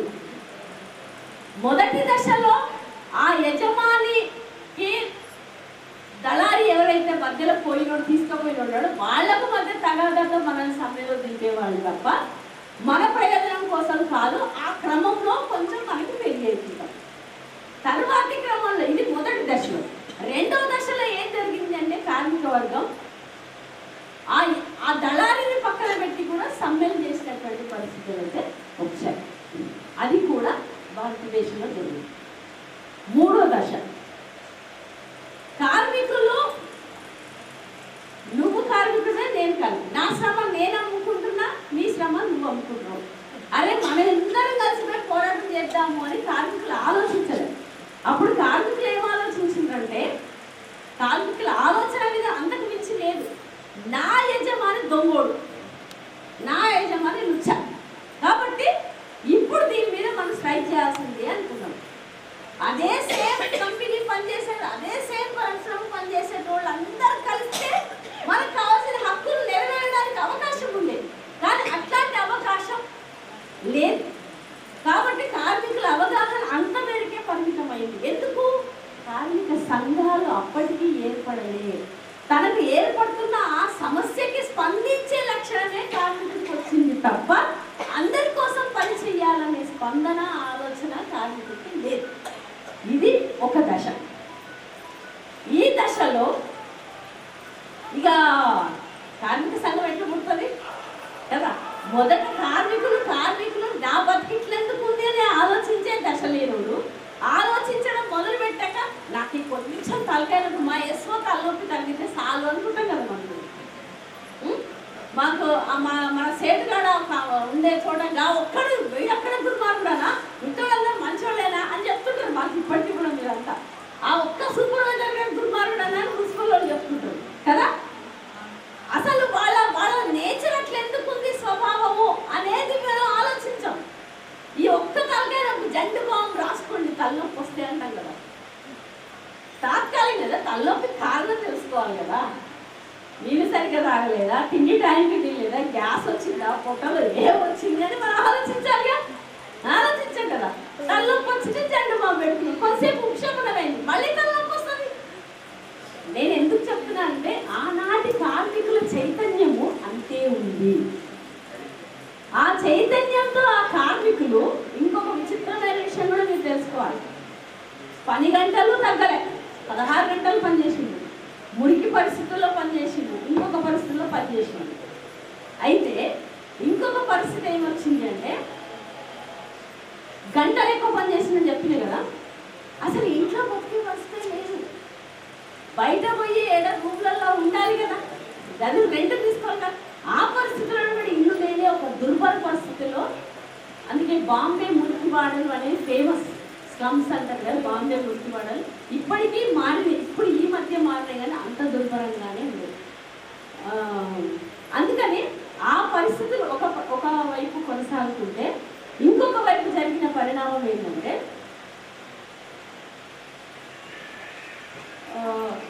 అంటే పనిలో నుంచి తీసేస్తాయి. ఇప్పుడు బెదిరింపులు మనకు కొత్త అనుకుంటున్నాం కానీ అప్పుడే బెదిరింపులు ఉన్నాయి, అప్పుడే ఘోరాలు కూడా ఉన్నాయి సమ్మెకు వాళ్ళు. అందుకని ఏంటంటే ఆ దారుణ పరిస్థితులకు వ్యతిరేకంగా తాత్కాలిక సమ్మెలు మాత్రమే చేసేవాళ్ళు తప్ప పెద్ద ఎత్తున సమ్మెలు అనేది ప్రారంభంలో జరగలేదు. అయితే ఈ సందర్భంలోనే వివిధ ఫ్యాక్టరీల మధ్య కూడా పోటీ ఉంటుందా? ఒక కంపెనీలో అద్భుతంగా ప్రొడక్షన్ జరిగి బాగా లాభాలు వాడికి వస్తున్నాయి, ఇంకొక చోట తక్కువ లాభాలు వస్తున్నాయి. వచ్చినప్పుడు కోట్ల కూడా కార్మికులు ఇలాంటి పరిస్థితుల్లోనే ఎదుర్కొంటూ వచ్చారు, ఇలాంటి పరిస్థితుల్లోనే వాళ్ళ జీవనం కొనసాగిస్తూ వచ్చారు. బెంగాల్లో అదే పరిస్థితి. అక్కడ జనపనార మిల్లులు అయితే బొగ్గు గని కూడా స్టార్ట్ అయింది ఫస్ట్ బెంగాల్లోనే. మీరు గుర్తించాల్సిందంటే ఒక యంత్ర ఆవిష్కరణ జరిగింది, ఒక రవాణా పెరిగింది అంటే ఎందుకు పెరుగుతుంది అనే ప్రశ్న మనం వేసుకున్నప్పుడు గతంలో సరుకు రవాణా కోసమే రవాణా వ్యవస్థ అతిపెద్దగా పెరుగుతుంది అనే చెప్తారు. సరుకు రవాణా మనం వాడుకుంటే వస్తువు వేరే వాడికి అమ్మితే సరుకు. సెల్ ఫోను తయారు చేసిన వాళ్ళు ఒకళ్ళు కానీ దాన్ని అమ్మకానికి పెడితే దానికి ఒక విలువ నిర్ణయించి పెడితే అది సరుకు. మీకు ఎప్పుడైనా సరుకు అంటే వస్తువు అంటే ఇదే. సరుకు రవాణా అంటే అర్థం ఏంటి? పరిశ్రమల్ని నెలకొల్పడం అనేది చేశాడు. అయితే వస్త్ర పరిశ్రమ బ్రిటన్లో మొదట డెవలప్ అయ్యి వాడు ఇక్కడ అమ్ముకోవడానికి కేంద్రంగా ఉన్నదాన్ని బీడీల తయారీ. మేము 1000 బీడీలు కూడా చేయము, కానీ మినీ సిగరెట్లు తయారు చేసే పరిశ్రమ రోజుకి 1,00,000 సిగరెట్లు ఎక్కడ? ఇంకోటి ఇప్పుడు పిల్లగాళ్ళందరూ ఆ బీడీని తాగడం మోటుగా కనబడుతుంది, సిగరెట్ తాగితే. అంటే ఏం జరుగుతుంది ఇక్కడ? యంత్రాలు రావడం మొదలయ్యాక మనుషుల పని చేయడం అనేది తగ్గుతుంది. ఈ వ్యవస్థలో పనిచేసే మనుషుల సంఖ్యని తగ్గిస్తారు. మున్సిపాలిటీలో ఒకప్పుడు రోడ్డు ఊడవడానికి 15 మంది మనుషులు పనిచేసేవారు, కానీ ఇప్పుడు ఒక యంత్రం వచ్చింది, ఊడుస్తుంది, తుడుస్తుంది, కడుగుతుంది. అది రోడ్డుని నీట్గా ఇంకా దుమ్ము కూడా లేకుండా యంత్రంని ఆ రోడ్డు మీద తిప్పుతుంటాడు. మరి హైదరాబాద్లో అయితే ఉన్నాయి, వెళ్ళింది నిజామాబాద్.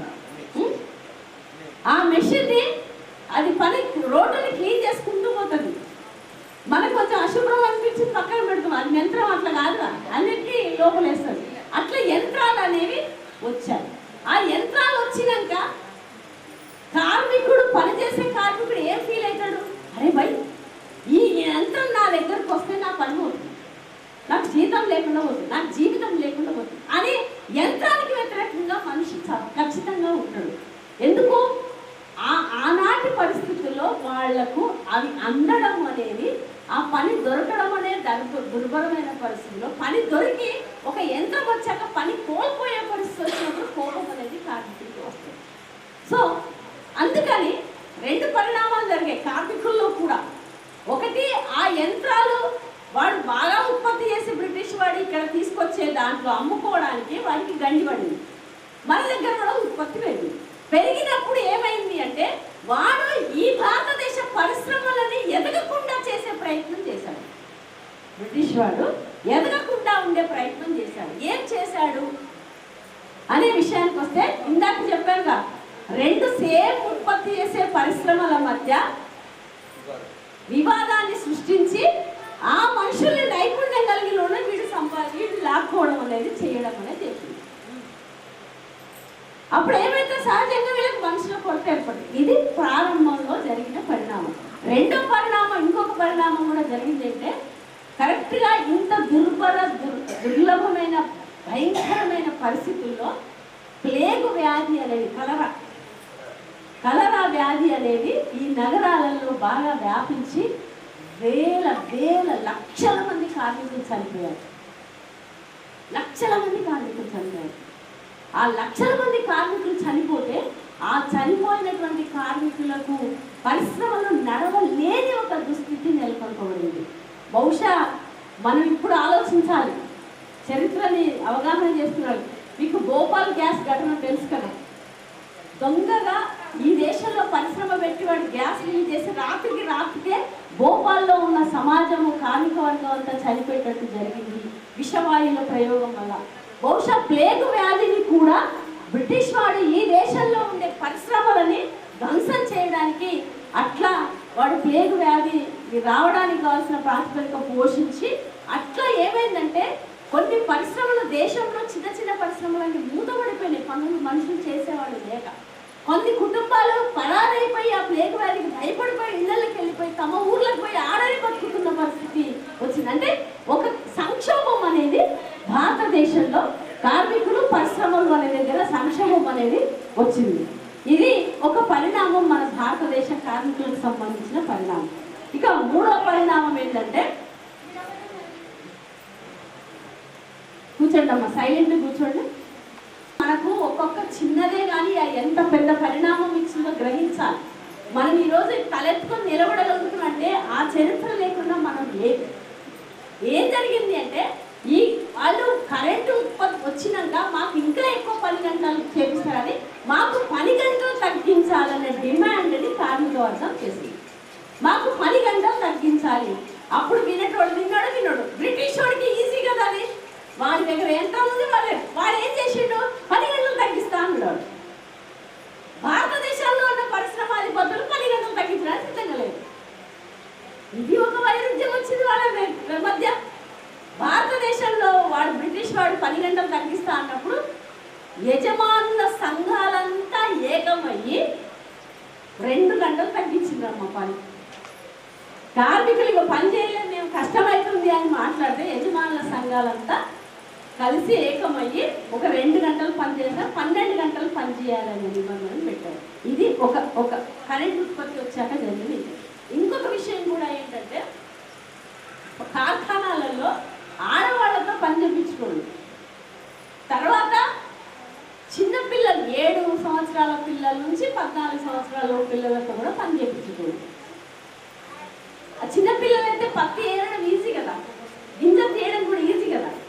కాబట్టి బట్టల మిల్లు పరిశ్రమలు ఇది ఒక ఎగ్జాంపుల్ చెప్తున్నా, కానీ అన్ని పరిశ్రమల్లో ఇదే స్థితి, వేరు వేరు సమస్యలకు వేరు. అట్లా చిన్నపిల్లలతో పని చేయించడానికి కూడా వ్యతిరేకిస్తూ 7 సంవత్సరాల పిల్లలు దాటిన వాళ్ళు 7 సంవత్సరాల లోపు పిల్లలతో కూడా చేయించారు. అంటే ఒక విధంగా చెప్పాలంటే ఆ కుటుంబము ఆ యజమాని పరిశ్రమలో పనిచేసిన వాళ్ళమ్మ. సో ఈ క్రమంలో ఈ కరెంట్ వచ్చిన తర్వాత ఆడవాళ్లకు 10 గంటలు తగ్గించింది, 2 గంటలు తగ్గింది. మగవాళ్ళకు కూడా 10 గంటలు తగ్గినాయి. పిల్లలు పని చేయడం అనేది 7 సంవత్సరాల వయసు దాటిన పిల్లలతో పని చేయించడం అనేది కూడా ఒకటి కార్మికులు ఆ చిన్న చిన్న స్ట్రైక్ల ద్వారా సాధించుకున్నటువంటి ప్రయోజనం. ఇది భారతదేశంలో ఒక సుదీర్ఘ కాలం కొనసాగిన చరిత్ర, కార్మికులకు సంబంధించిన చరిత్ర. అదే క్రమంలో అనేక కమిషన్లు ఏర్పడ్డాయి. బ్రిటిష్ వాడు కూడా కమిషన్లు వేశాడు. ఆ కమిషన్లతోటి లెటర్స్ ఏమి ఇచ్చేటోళ్ళు, కొంచెం కార్మికుల గురించి సానుభూతిగా అర్థం చేసుకొని ఆలోచించేటోళ్ళు ఏం చేసేటోళ్ళు అంటే పిటిషన్లు పెట్టేటోళ్ళు. అయ్యా మా కార్మికులకు వస్తే జీతంలో కోత పెడుతున్నాడు, అయ్యా మా వాళ్ళకు 10 గంటలు పెరిగినాయి, అయ్యా ఓ బ్రిటిష్ ద్వారా దీన్ని పరిష్కరించు అని విజ్ఞప్తులు మాత్రమే ఇచ్చేటోళ్ళు తప్ప స్ట్రైక్లు అనేది చాలా తక్కువ. అప్పటికప్పుడే రియాక్షన్ కార్మికుల నుంచి వచ్చేది తప్ప అది తక్కువ ఉంటుంది అనేది మన చరిత్రలో, కార్మికుల చరిత్రలో ఒక ముఖ్యమైనది. అందుకని ఇంకొక అంశం ఏంటంటే ఒకవైపు కరెంట్ వచ్చింది, అది పరిశ్రమలకు విప్లవం. ఇంకొక వైపు రవాణా వ్యవస్థ డెవలప్ చేయడానికి రైల్వే అనేది కూడా డెవలప్ అయింది ఇండియాలో. రైల్వే ద్వారా రవాణా చేయడానికి అనేది ఫస్ట్ రైలు ఎక్కడ ఏర్పడింది తెలుసా మీకు? బొంబాయి నుంచి థానే వెళ్ళడానికి రైల్వే మార్గాన్ని, మొట్టమొదటి రైల్వే మార్గాన్ని వేశారు. అట్లాగే వెస్ట్ బెంగాల్లో అంటే కలకత్తాలో కూడా బొగ్గు గనుల్లోని ఏర్పాటు చేశారు. బొగ్గు గనులు ఉంటాయి. బొగ్గు గనులు దేనికి? రైలు మీకు తెలుసా, మొన్నటిదాకా కరెంటు కంటే ముందు ఏముండే? దేంతో నడిచాయి? పెద్దోళ్ళు చెప్పాలి. రైలు ఎట్లా నడిచాయమ్మా? బొగ్గుతో నడిచాయి. Correct, yes. కాబట్టి బొగ్గుతో రైలు నడవాలంటే బొగ్గు ఉత్పత్తి చేయాలి. కరెంట్ అప్పటికి రాలే కదా. కాబట్టి బొగ్గుతో నడిచే రవాణా వ్యవస్థ ఉన్నప్పుడు బొగ్గు గనులని కూడా తవ్వకం అనేది చేశారు. అట్లా బొగ్గు చాలా లోతుకు వెళ్ళి దుర్భరమైన చీకటి గుహలో వెళ్ళి కార్మికులు పనిచేయడం అనేది కూడా ఆనాటి సామాజిక వ్యవస్థలో భారతదేశంలో అలాంటి కార్మికులు కూడా పనిచేసినటువంటి స్థితి ఇదంతా ఉంది. అయితే ఈ పరిస్థితి ఎంతకాలం ఉంటుంది? పిల్లిని రూమ్లో వేసి కొడితే ఎంతకాలం అని భరించగలరా? మనుషులం కదా మనం, జంతువులం కాదు కదా, పిల్లిలో కుక్కలం కాదు కదా, ఎట్లా చెప్తే వినడానికి మనుషులం. కాబట్టి భారత కార్మిక వర్గానికి కరదీపిక పీడిత బాధిత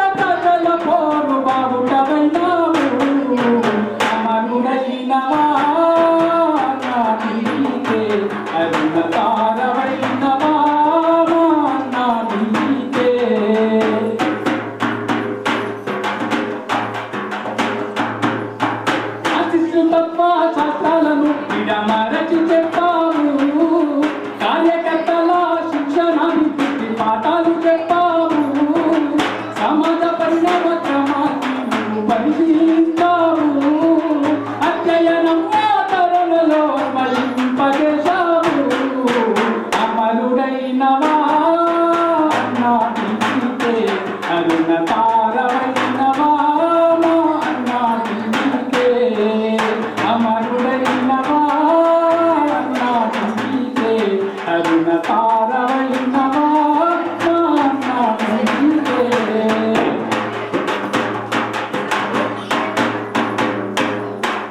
నిజామాబాద్ జిల్లా ఉద్యమానికి పురుడే పోతాము ఢిల్లీ ఎక్కల ప్యాకింగ్ వందల విటలను చూశాము హక్కుల కల్లి యూనియన్కి పునాదేశాము మా అందరి గుండెల్లో పెరగని చేశాము అమరుడైనవా అన్నా నీకే అరుణ తారవైనవా మా అన్నా నీకే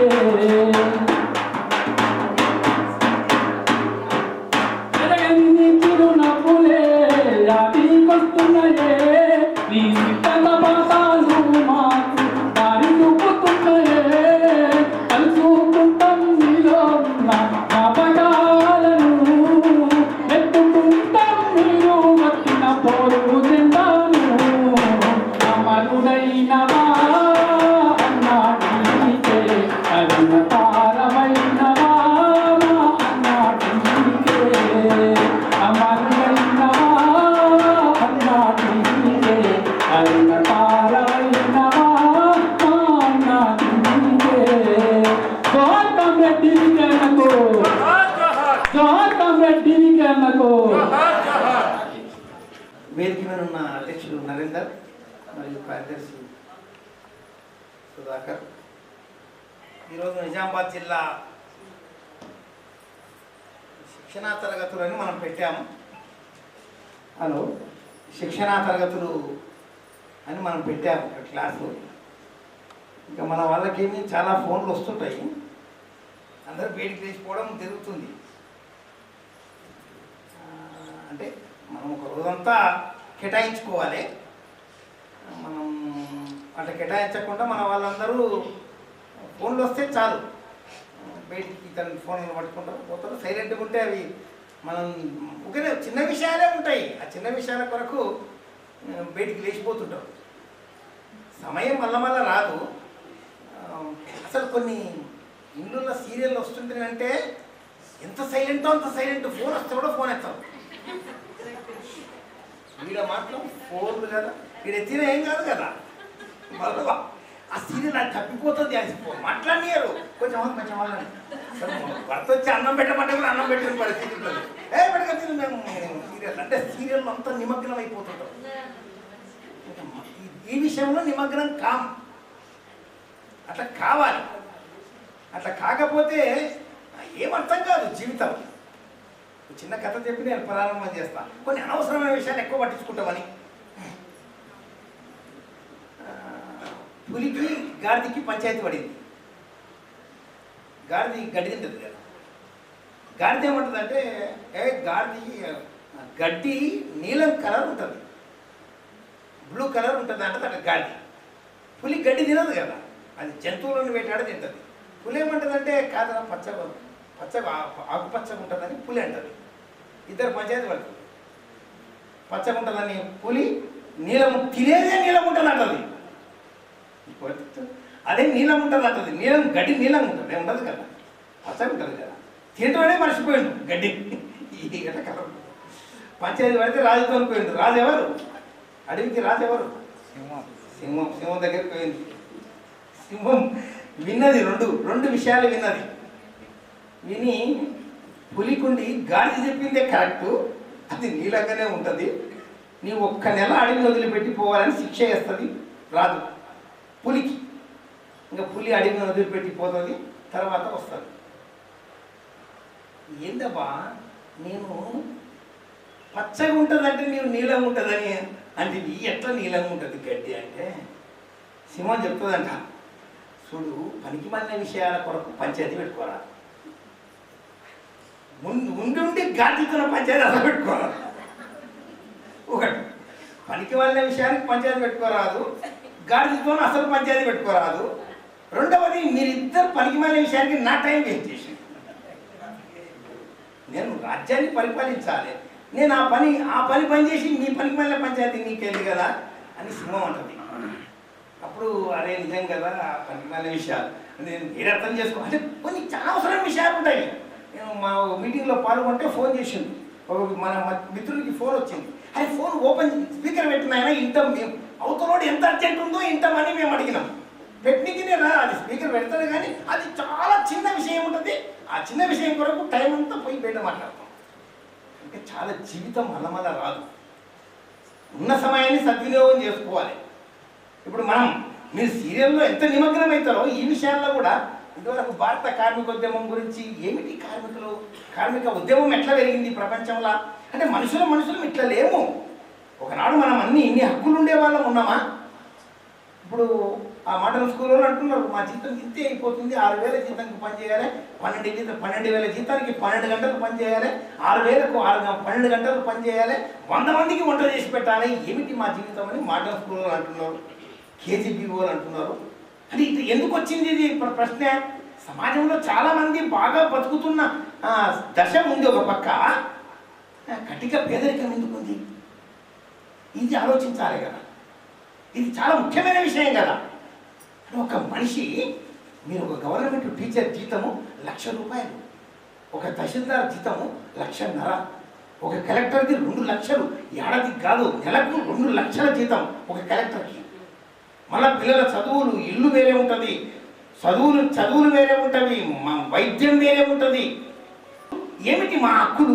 మనిషిగా బతకాలంటే ఏమిటి? ఈ ప్రభుత్వాలు ఏం చెప్తున్నామనే బాధ మనకు ఉండాలి కదా. మన మోడీ సాబ్ దేశాన్ని 11 ఏళ్ళ పరిపాలించబట్టి మళ్ళీ ఇప్పుడు 3వసారి అధికారంకి వచ్చింది. కేంద్రంలో కమలం గుర్తు పేరు మీద అధికారంకి వచ్చిండు. హిందూ అనే పేరు. హిందూ ప్రజలంతా ఎంత ఇక్కడ ఉండే వాళ్ళే హిందువులే కదా. మన 6,000కు 12,000కు పనిచేస్తుంటే ఏమి సిగ్గు అనిపించదా? కోట్ల సంపద దేశంలో ఉంది కదా. మన అంత సంపద ఉండే ఈ దేశంలో హిందువులే చాలా కణా కష్టంగా మనుషులు బతుకుతున్నారు కదా. కణా కష్టంగా మనం బతుకుతుండే మనుషుల పట్ల ఏం చేయాలి ఈ ప్రభుత్వం? చేయడానికి రాదా? ఇది మనం వేసుకోవాల్సిన ప్రశ్న. వేసుకుంటే నేర్చుకుంటాం. కనీసం మాకేముండవనే మనకు తెలియాలి కదా. మాకేముండవో మనకు తెలియాలి. కార్మికులకు తెలియకుండా తెలుసుకుంటే అందరూ తెలుసుకుంటారు. దాన్ని తెలుసుకుందాం అనుకుంటే తెలుసుకుంటారు, తెలుసుకోలేకుంటే వదిలిపెడతారు. మీరు చూడండి, బిల్డింగ్ కట్టే మేస్త్రి చదువు కూడా రాదు, బ్రహ్మాండంగా ఇల్లు కట్టలేడా? ఇప్పుడు ఆయన వంటలు చేసేవారు ఉన్నారు, మన వాళ్ళు వంట చేసేవారు ఉంటారు. వంట పర్ఫెక్ట్గా చేయగలుగుతున్నారు, చదువు రాకుండా చేయగలుగుతున్నారు కదా. మరి అది నేర్చుకున్న వాళ్ళు మన జీవితంలో మనకు ఉండేటివి హక్కులు ఏంటివి? ఈ ప్రభుత్వాలు ఏం మాట్లాడుతుంది? నిజంగా అమలు అవుతున్నవే మనిషిగా? ఒక మనిషి బతకాలంటే ఎంత వేతనం ఉండాలనో ప్రభుత్వం నిర్ణయిస్తుంది, ఎంత ఉండాలి అని వాడు నిర్ణయించిండు.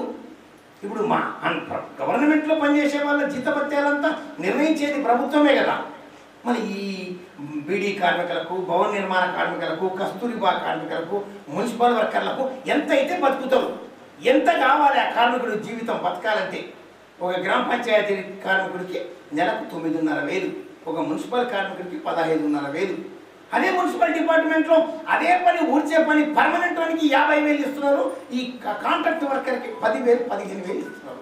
ఇది అన్యాయం అని మనం, నీవు అడక్క తిన్నా పర్వాలేదు, బిచ్చం ఎత్తి బతికినా పర్వాలేదు, అట్లే బతకమంటది. అది బతుకు కాదు. ఏమిటి నేను ఎందుకు బతుక ఇంత తక్కువగా జీవించాలనే మనిషి ప్రశ్నిస్తున్నా కాబట్టే చట్టాలు వచ్చినాయి. చట్టాలు ఊక రాలేదు, కార్మిక చట్టాలు. ఒక కార్మికుడు ఇన్ని సంవత్సరాలు పనిచేస్తే సర్వీస్ ఇవ్వాలనే సంగతి ఎప్పుడు తెలిసింది కార్మికులకు? కార్మిక సంఘం అన్ని విషయాలు బోధిస్తే మీకు అర్థమవుతుంది కదా. సర్వీస్ రావాలి కదా. బీడీ కార్మికులందరికీ సర్వీస్ వస్తుందా? వస్తుంది కదా. సర్వీసు వదిలిపెట్టి పోయినాడు రిటైర్మెంట్ సర్వీస్ ఏమో రాజీనామా పెడితే సర్వీస్ వస్తుందా? ఏమి బీడీ కార్మికులకు సంబంధించిన సర్వీసు ఇక్కడ కస్తూరిబా గాంధీ బాలికలు కానీ దాంట్లో పనిచేసి ఉన్నారా? కేజీబీ వాళ్ళు ఉన్నారా? కేజీబీలో పనిచేసే వాళ్ళు కానీ, మోడల్ స్కూల్లో పనిచేసే వాళ్ళకి కానీ ఎవరన్నా పోతుంటే సర్వీస్ వస్తుందే మీకు? మన బీడీ కార్మికులు కొట్లాడి సాధించుకున్నాం, మీరు కొట్లాడి సాధించుకోవాలి కదా.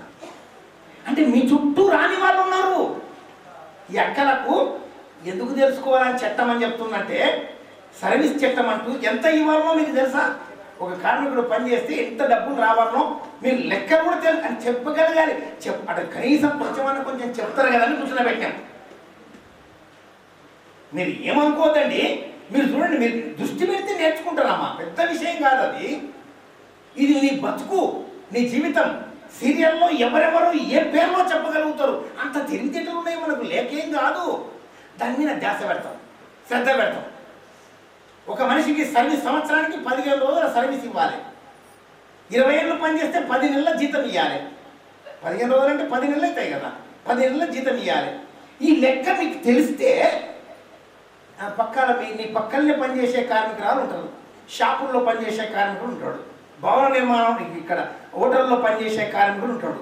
వాళ్ళకి చెప్పగలుగుతారు కదా కనీసం. అరే ఇన్నేళ్ళు పనిచేస్తే మీకు పైసలు ఇవ్వాలి కదా, వాడు ఇచ్చిండా? మేము బీడీ కార్ఖానలో పనిచేసినాం, మాకు సర్వీస్ కట్టించుకున్నాం, మేము పిఎఫ్ కడుతున్నారు, మాకు ప్రావిడెంట్ ఫండ్ కడుతున్నారా? పిఎఫ్ బీడీ కార్మికులకు కడుతున్నారా? మరి ఇది మీరు చెప్తారు పక్క వాళ్ళకని ఇక్కడ మిమ్మల్ని కూర్చోబెట్టాం. తెలియని మిడ్ డే మీల్స్ వర్కర్స్కి, మిగతా కార్మికులకు, షాప్ వర్కర్లకు, పెట్రోల్ బంక్ వర్కర్లకు, వీళ్ళందరికీ గ్రాట్యుటీ ఇవ్వాలి, పిఎఫ్ ఇవ్వాలి. వాడు ఇవ్వడు. వాళ్ళకి ఎవరు చెప్పాలి? అన్నీ నరేంద్ర వచ్చి, సుధాకర్ కానీ, కృష్ణ వచ్చి వీళ్ళే చెప్పడం సాధ్యమా? మీ చుట్టూ కార్మికులు ఉన్నారు, మీ చుట్టూ ఉంటారు వాళ్ళంతా. నీకు చట్టం తెలిస్తే నీకు ధైర్యం ఎక్కువ వస్తుంది, నువ్వు చెప్పగలుగుతావు. మీరు నాయకులుగా మారాలి. మీరు నాయకులుగా మారాలన్న ఉద్దేశంతోన, మీరందరూ తెలుసుకునే వాళ్ళు మారాలనే ఉద్దేశంతోన కొన్ని విషయాలు చెప్తే మంచిదని కూర్చోబెట్టాం. ప్రయత్నం చేసి మీరు ఇప్పటికీ దాని మీద, ఇప్పుడంతా ఫోన్లలో కూడా ఉన్నాయి, మీరు యూట్యూబ్ను ఓపెన్ చేసుకొని అడిగితే వంట చికెన్ ఎలా చేయాలని చెప్తుంది, రొయ్యల కూర ఎలా చేయాలని చెప్తుంది, చూడరు. కార్మికునికి పిఎఫ్ పెన్షన్ ఎలా వస్తుంది అని అడుగు, నీకు దీంట్లో చెప్తారు. ఇప్పుడు అరచేతిలో వైకుంఠం ఉంది, అరచేతిలో వైకుంఠం ఉంది. ఇన్ని అవకాశాలు ఉన్నాయి కదా తెలుసుకోవడానికి. తెలుసుకుంటే మీరు పక్క వాళ్ళే ఆకు బాగాలేదు తగ్గించాలి, మంచి ఆకు ఇవ్వాలి అని కొట్లాడి స్ట్రైక్ చేయాలంటే కూడా స్ట్రైక్ చేయడానికి అంత ఈజీగా లేదు.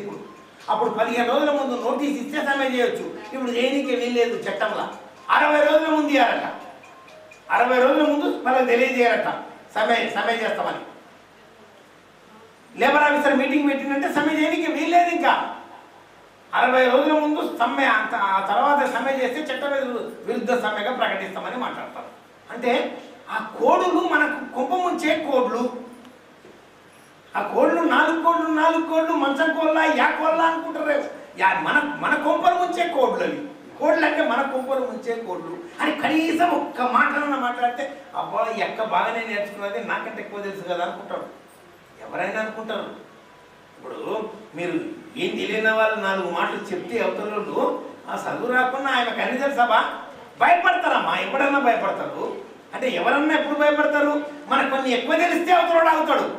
ఏమీ తెలియదు, ఈమె తిక్క కింద ఉంది, ఈయన ఏం మాట్లాడినా చెప్తుంది అని వాడు అనుకుంటే భయపడరు. నాకు కొంతమంది చెప్తారు 10 రూపాయలు కూడా గుర్తుపట్టని మనుషులు ఉంటారు. 10 రూపాయలు ఉండడానికి తెలియకుండా వాళ్ళకి. ఇప్పుడు చదువు రాకున్నా వెనకటికి అయితే అస్సలు తెలియకుండా, ఇప్పుడు అందరూ గుర్తుపట్టడానికి అయ్యింది కదా. చూసి అలవాటు అయ్యింది, చూసి అలవాటు అవుతారు. చదువు రాకుండా గుర్తుపడతారు.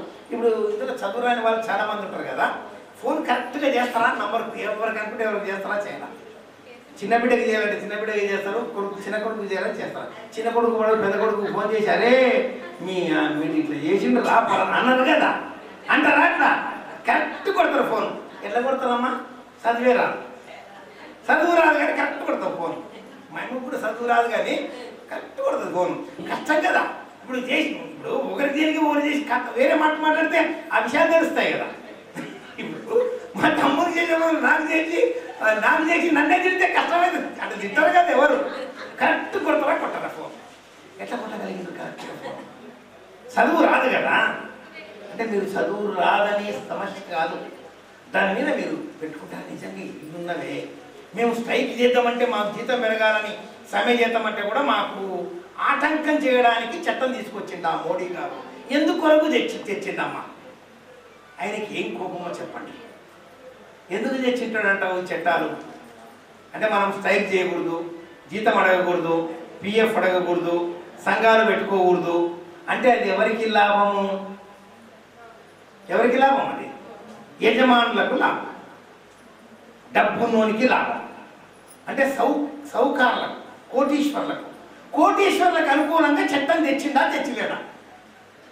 ఈ ఒక్క మాట అంటే ఏం తెచ్చిండా మాట్లాడు ఎవడన్నా తుంటరిగాడు ఉంటే అంటారా అన్నారా? అంటే ఆ 2 మాటలు మీరు చెప్పినా చాలమ్మా, నాకు అన్నీ చెప్పాల్సిన అవసరం లేదు. అరే గవర్నమెంట్ జీవో ఒకటి ఉంటుంది, ఒకటి అమలు చేయరు మాకు. అరే స్ట్రైక్ చేయమంటే స్ట్రైక్ చేయకూడదని మాకు ఆయన తీసుకొచ్చిండు. అని ఎవరికి లాభం చేసిండు? స్ట్రైక్ చేస్తే నా జీతం పెరుగుతుంది, నా జీతం పెరగకూడదు, స్ట్రైక్ చేయకూడదు, సమ్మె చేయకూడదు అని తీసుకొచ్చిండు మోడీ సాబ్. మాకు లాభమా సౌకర్యాలకు లాభమా అని మీరు ఒక్క ప్రశ్న వేయగలిగితే అది మంచిగా ఉంటుంది కదా. ఈ ప్రశ్న వేయాలని మిమ్మల్ని కూర్చోబెట్టినాం. ఇదన్నా చెప్పగలుగుతారు కదా. అంటే ఒక 4 కోట్లు అంటే ఏందో అనుకుంటారు, అవతల మనల్ని అవహేళన చేస్తారు. మీరు మన సంఘాన్ని నమ్ముకుంటే సంఘం వాళ్ళు కొంచెం చెప్పిందని తెలియాలి మనకన్నా ఉద్దేశం. మీరందరూ గుళ్ళ పోతారు కదా, గుళ్ళ పోతారు కదా, రామాలయం పోతారా? రాముని గుడికి పోతారు కదా. రాముని భార్య ఎవరు కూడా చెప్తారు కదా, సీత అని చెప్తారా లేకుంటే ద్రౌపది అని చెప్తారా? సీత అని చెప్తారా?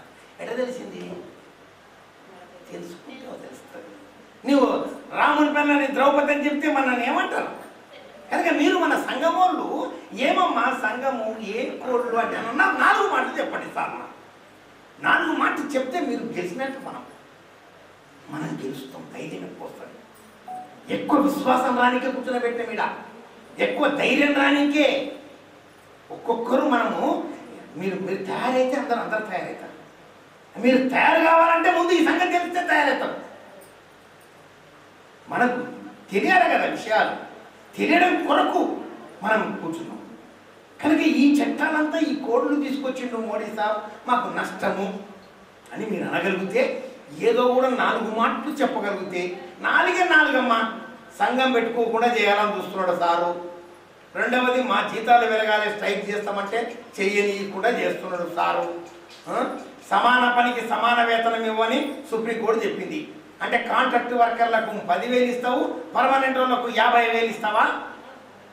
అరే బుద్ధి లేని ప్రభుత్వమా? సమాన పనికి పర్మనెంట్ వాళ్ళకు 50 ఇస్తుంటే కాంట్రాక్ట్ కార్మికుడు ఊడ్చేవాడు ఉన్నా వానికి 60 ఇవ్వు, 50 ఇవ్వు. ఒకటే రకమైన పనికి 2 రకాల జీతాలు ఇవ్వరాదు అని సుప్రీంకోర్టు చెప్పింది. మన చట్టం అని చెప్తే ఈ చట్టాలు ఈ ప్రభుత్వాలు అమలు చేయకుండా మమ్మల్ని సర్వనాశనం చేయడానికే ఈ చట్టాలు తీసుకొచ్చారు. మా జీవితాలు నాశనం చేయడానికే చట్టాలు తీసుకొచ్చారు. ప్రావిడెంట్ ఫండ్లో ఉండే పైసల్ని జమ చేసిన పైసలంతా మోడీ సాబ్ దారి మళ్లించడానికే ఈ చట్టాలు తీసుకొచ్చిండు. అన్ని పైసలు తీసుకొచ్చి ఉతన కలపదామని అన్ని చట్టాల్లో ఉతన కలిపి కలగాపులగం చేసి తలా 4 మెతుకులు ఇంగిలి మెతుకుల్లాగా వదిలేసి వాళ్ళని పిచ్చి మనుషుల్లాగా మార్చడం కొరకు చట్టాలు తీసుకొచ్చిండు అని మనం చెప్పాలి.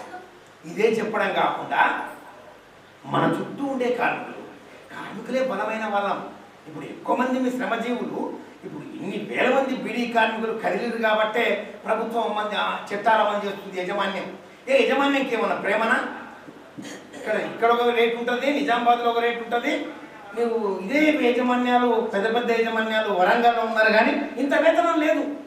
వరంగల్లో పనిచేస్తున్న బీడీ కార్మికులకు గ్రాట్యుటీ లేదు, పిఎఫ్ లేదు, కనీస వేతనం కూడా లేదు. ఇప్పుడు 270 మన దగ్గర ఎంత? 262. ఆడ 200, 170, 120 వరంగల్ పట్టణం. వరంగల్ అంటే హైదరాబాద్ నగరం తర్వాత అది ఒక నగరం, పెద్ద నగరం అని కార్పొరేషన్ అని చెప్పి పెద్ద విస్తృతంగా ప్రచారం చేస్తున్నారు. హైదరాబాద్ తర్వాత వరంగల్ అంటే మన వరంగల్ కూడా జీతంలో పైసలు ఇవ్వాలి కదా కార్మికులకు. మన అక్కడ యజమానులకు ప్రేమనా? మన యజమానులకు మీకు ప్రేమతో ఇస్తున్నారా ఇక్కడ బీడీ కార్మికులకు పైసలు? కొట్లాడిన కానీ ఇస్తున్నారా లేకుంటే ఏం కొట్లాడలేరా? మీరు యుద్ధం చేసేప్పుడు ఇక్కడ పోరాటం చేసి సాధించుకున్నారు కాబట్టి ఇవ్వగలుగుతున్నారు. అట్లా ఇవ్వగలగాలంటే మీరందరూ కలిసికట్టుగా సిద్ధమైతే ఇస్తారు. కనుక అటువంటి యూనియన్ని, అటువంటి సంఘాన్ని అభివృద్ధి చేసుకోవాల్సిన అవసరం మనం ఉంటుంది. మన చుట్టూ మాట్లాడమ్మా, అక్క కడగాలి అడగండి, ఏం మాట్లాడితే అడగండి, చెవులు అడగండి. ఎందుకు బహిరంగ కూడా చెప్పడానికి రాదు, చెప్పడానికి చిన్ననే ఉంటుంది. ఎవరికి కష్టమవుతుంది సాడు తర్వాత పోయిన కడుపు పెట్టిపోయిన అక్క అమ్మా చెప్పు ఆయన ఏదేమో చెప్తే నేను చెప్తే ఉంటాను ఏమో మాట్లాడాలా ఉందే మాట్లాడుతున్నా మన కార్మిక సంఘము కొంచెం పేర్లు కూడా కష్టం ఇది కూడా కొంచెం ప్రయత్నం చేయాలి నా కోరిక ఇప్పుడు మన సంఘం పేరు కూడా మనం కొంచెం ప్రాక్టీస్ చేయాలి అది కూడా ట్రైనింగ్ లాగానే నా ఉద్దేశం మీకు అన్నీ నేర్చుకుంటారమ్మా పెద్ద విషయం కాదు ఇది కొంచెం మా టీసీఐ ట్రేడ్ యూనియన్ సంఘం మాది సంఘం చెప్పినా మరి చదువుతున్న మంచిగా చెప్పాలి ఫుల్గా చెప్పాలి చదువుచినోడు చెప్పరు విషయమైనది చదువుచిన వాళ్ళకి అన్ని తెలుస్తాం అనుకోవద్దండి చదువుచిన వాళ్ళకి అన్నీ తెలుస్తాం అనుకోవద్దండి అట్లేం తెలియవు వాళ్ళైనా నేర్చుకుంటే తెలుస్తుంది ఎవరికైనా అంతే డాక్టరు కొత్త డాక్టర్ కంటే పాత రోగి మేలట వాడు పాత రోగికి ఏ రోగంకి ఆ మందు వాడాలో టక్కన చెప్తాడు కొత్త డాక్టర్ చెప్పడమ్మా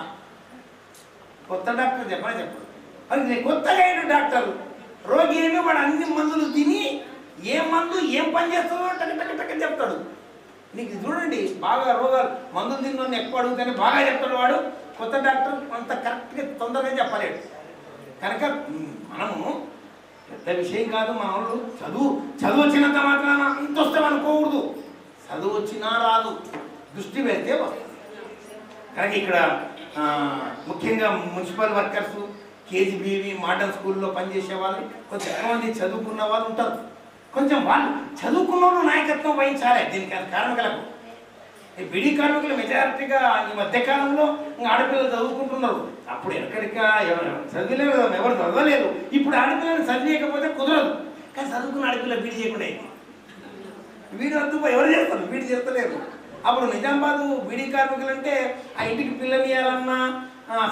సంబంధం కుదుర్చుకోవాలన్నా బీడీ చేస్తే నంబర్ ఉంటే జబర్దస్త్ గ్యారంటీ గవర్నమెంట్ ఉద్యోగం లాక ఇప్పుడు బీడీ కూలేమి 270, 65 బయట నాటు కూలికి పోయినా 1000 రూపాయలు కలుపు దీనికి పోయినా సీజన్లో 1200 వస్తుంది పత్తి ఏళ్ళకి పోయినా 500 వస్తుంది బీడీ కూలి కంటే ఎక్కువ కనుక బీడీ తక్కువైంది అప్పుడు బీడీ ఎక్కువ అప్పుడు బీడీ కార్మికుల వేతనాలు ఎక్కువ అప్పుడు అక్కడ అన్ని వేతనాలు లేవు ఫస్ట్ మేము యూనియన్ పెట్టినప్పుడు మొత్తం ప్రారంభంలో ఇక్కడ 40 రూపాయల కూలి ఉంటే మా జిల్లాలో 12 రూపాయల కూలి బీడీ మా దగ్గర 12 మీ దగ్గర 40 రూపాయలు 45 మేము ఆశ్చర్యపోయినాము అరే మా దగ్గర 12 రూపాయలు ఎందుకు ఉంది ఈడ 40 ఎందుకు ఉందంటే ఈడ దేవుళ్ళు ఏం కాదు వీళ్ళు యజమానులు వీళ్ళు దయ్యాలే వీళ్ళు మందిని తినటోళ్ళే వీళ్ళు ఆడ మందిని తింటే వాడు బాగా తింటున్నాడు లేదో బొక్కలు మెడకేసుకొని తిరుగుతున్నాడు వాడు వీడు కొట్టడంగా వాడికి కుదరక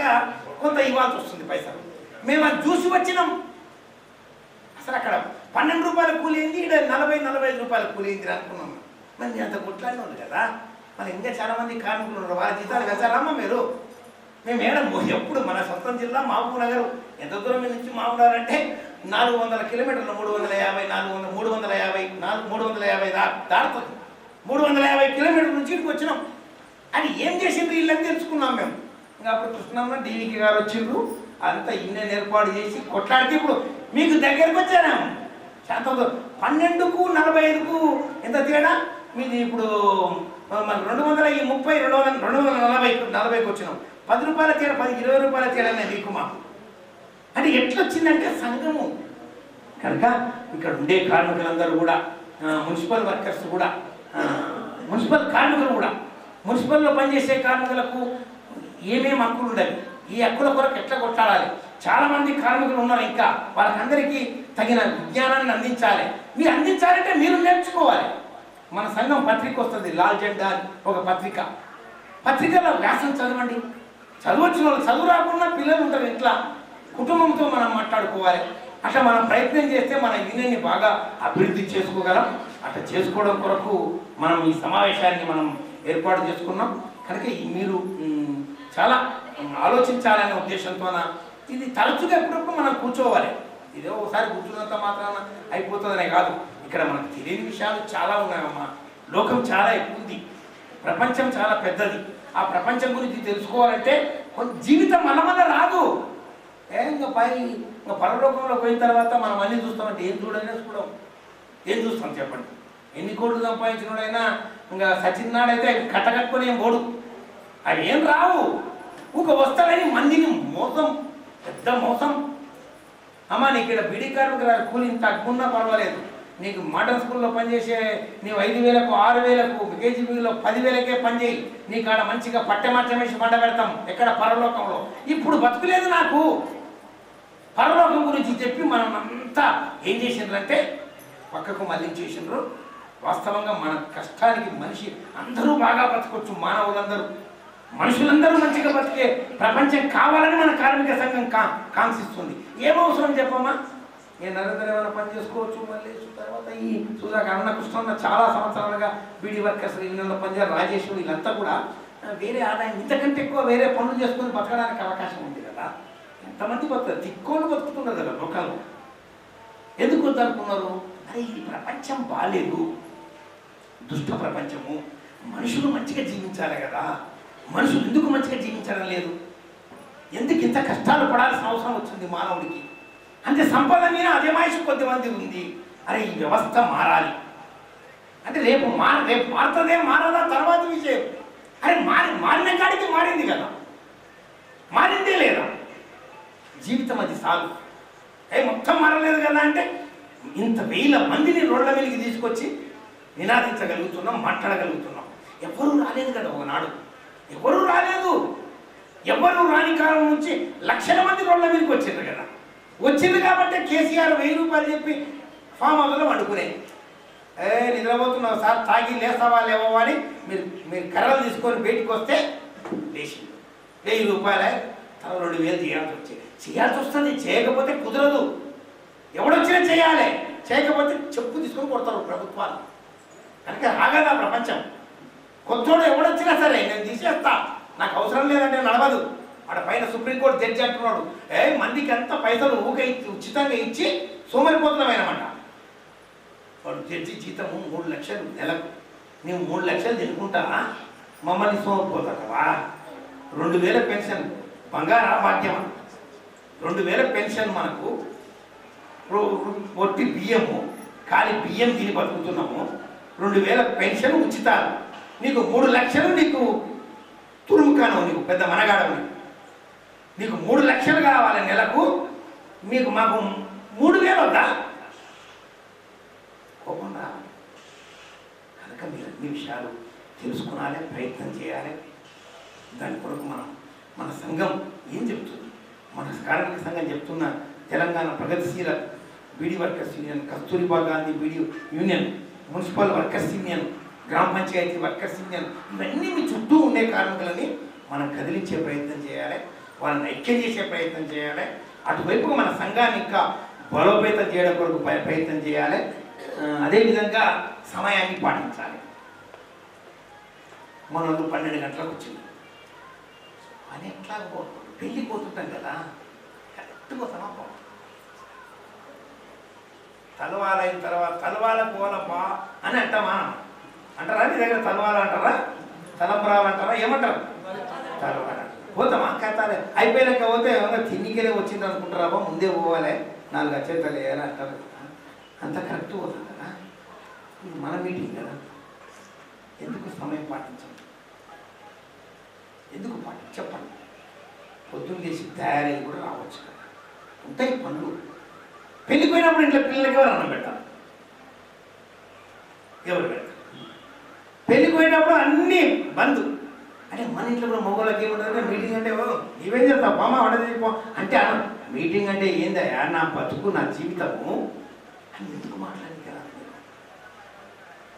నా ఉద్దేశం టైం అంటే మీరు నిజంగా 10కి వచ్చింటే మనం 10:30కు స్టార్ట్ చేసింటే మధ్యాహ్నం వరకు అయిపోవడం, మంచిగా 2 గంటలకు భోజనం చేసి మీరు అందరూ 3 గంటలకు బస్సు ఎక్కుతుంటే 4 గంటలకు ఇంట్లో ఉంటుంది. ఇప్పుడు మాకు కష్టాలు పెడతారు, మీరు కష్టాలు. మేము కొట్టుకొని హైదరాబాద్ రాత్రి 10 గంటలకు పోవాలి. అలా మీరు ఇంత కష్టపెట్టదలుచుకున్నారు మమ్మల్ని కూడా, మీకు కూడా కష్టం కదా.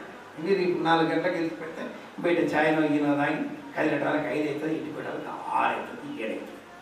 అదేదో వచ్చేదేదో ఉదయం ఎర్లీగా వస్తే తొందరగా పని పూర్తి చేసుకుంటాం. కనుక నేను దయచేసి మీరంతా అంటే కొద్ది మందిని ఎంచుకొని పిలిచాము మిమ్మల్ని. గుంపుని పిలిస్తే 10,000 మంది వస్తారు. 10,000 మందికి ఆడ చెప్పాలి ఇవన్నీ. 10,000 మందికి చెప్పగలమా?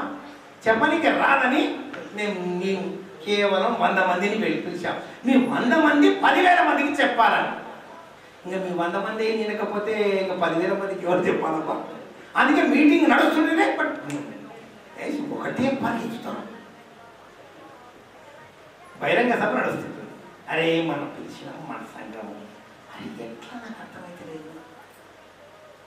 కదలకూడదు, ఏమైనా కదలకూడదు. ఆకలి అయిందంటే కూడా ఏం చెప్పు, ఆకలి అప్పుడు చచ్చిపోతున్నా. కానీ ఒకటే పరుగు. నేను చూస్తుంది కదా మన పరుగంటే పరుగు అంటే ఎందుకంటే అంటే మీరు 100 మంది 10,000 మందిని కంట్రోల్ చేశారంటే 100 మందినే తెలిసిన వీడికి మేము. మీరు 100 మంది చాలా 10,000 మందిని కంట్రోల్ చేయడానికి కొరకు 100 మంది చాలా. కనుక మీరు ఆలోచించండి, సమయాన్ని పాటించండి, నేర్చుకోనికి ప్రయత్నం చేయండి, మన సంఘాన్ని నిలబెట్టడానికి ప్రయత్నం చేయండి. సంఘం నిలబడితే మీకు మర్యాద, సంఘం అభివృద్ధి అయితే మీకు మర్యాద. కనుక మీరు అటువైపుగా ప్రయత్నం చేయాలని చెప్పి ఇంకా చాలా చట్టాలు చెప్పుకుంటూ పోతే అవన్నీ కుదరదు. మళ్ళీ ఇంకా కొన్ని చెప్పాను అట్లా. నేను అన్ని చట్టాలంటే 29 చట్టాలు. ఏమేమి చట్టాలు అవన్నీ? భవన నిర్మాణ కార్మికులకు ఒక చట్టము, రకరకాల చట్టాలు అన్నీ కలిపిండు మోడీ సాబు. కార్మికులకు సెక్యూరిటీ సర్వీసెస్ ఇస్తా, వాళ్ళకు భద్రత ఇస్తా. ఏమీ భద్రత ఇవ్వలేదు, ఏమి భద్రత లేదు. శ్రమ జీవులకు భద్రత లేదమ్మా. ఇంకో మాట చెప్పాలంటే సెక్యూరిటీ సర్వీసెస్ అని హైదరాబాద్లో పనిచేస్తారు అమ్మా. సెక్యూరిటీ సర్వీసెస్, సెక్యూరిటీ గార్డు తెలుసు కదా, ఆ జీవితానికి సెక్యూరిటీ లేదు. వెట్టి చాకిరీ చేస్తున్నారు. వెట్టి చాకిరీ జీవితం మానవుని జీవితం. కనుక మనుషులందరూ మంచిగా జీవించాలి. అటువైపు సమాజం తప్పక ప్రయత్నం చేస్తారు. రోజు కొత్తది. నిన్న ఉన్నది ఈ రోజు ఉండదు, ఈ రోజు ఉన్నది రేపు ఉండదు. రోజు కొత్త ప్రపంచం వైపు పోతారు ప్రజలు జ్ఞానవంతులు అవుతారు, ప్రజలు తెలిసిన వాళ్ళు అవుతారు. కనుక తెలిసిన వాళ్ళు అవుతున్న ప్రపంచాన్ని నడిపే వాళ్ళుగా మనం మారాలి. వాళ్ళ వెంబడి మీరు నిలబడాలి. నిలబడిన కొరకు ఏర్పాటు చేయబడ్డ నిజామాబాదు జిల్లా కమిటీ ఏర్పాటు చేయబడ్డ ఈ సమావేశంలో హాజరైన మీకు అందరికీ పేరు పేరున మా టీసీ రాష్ట్ర కమిటీ తరఫున వందనాలు తెలియజేస్తూ ముగిస్తున్నాను.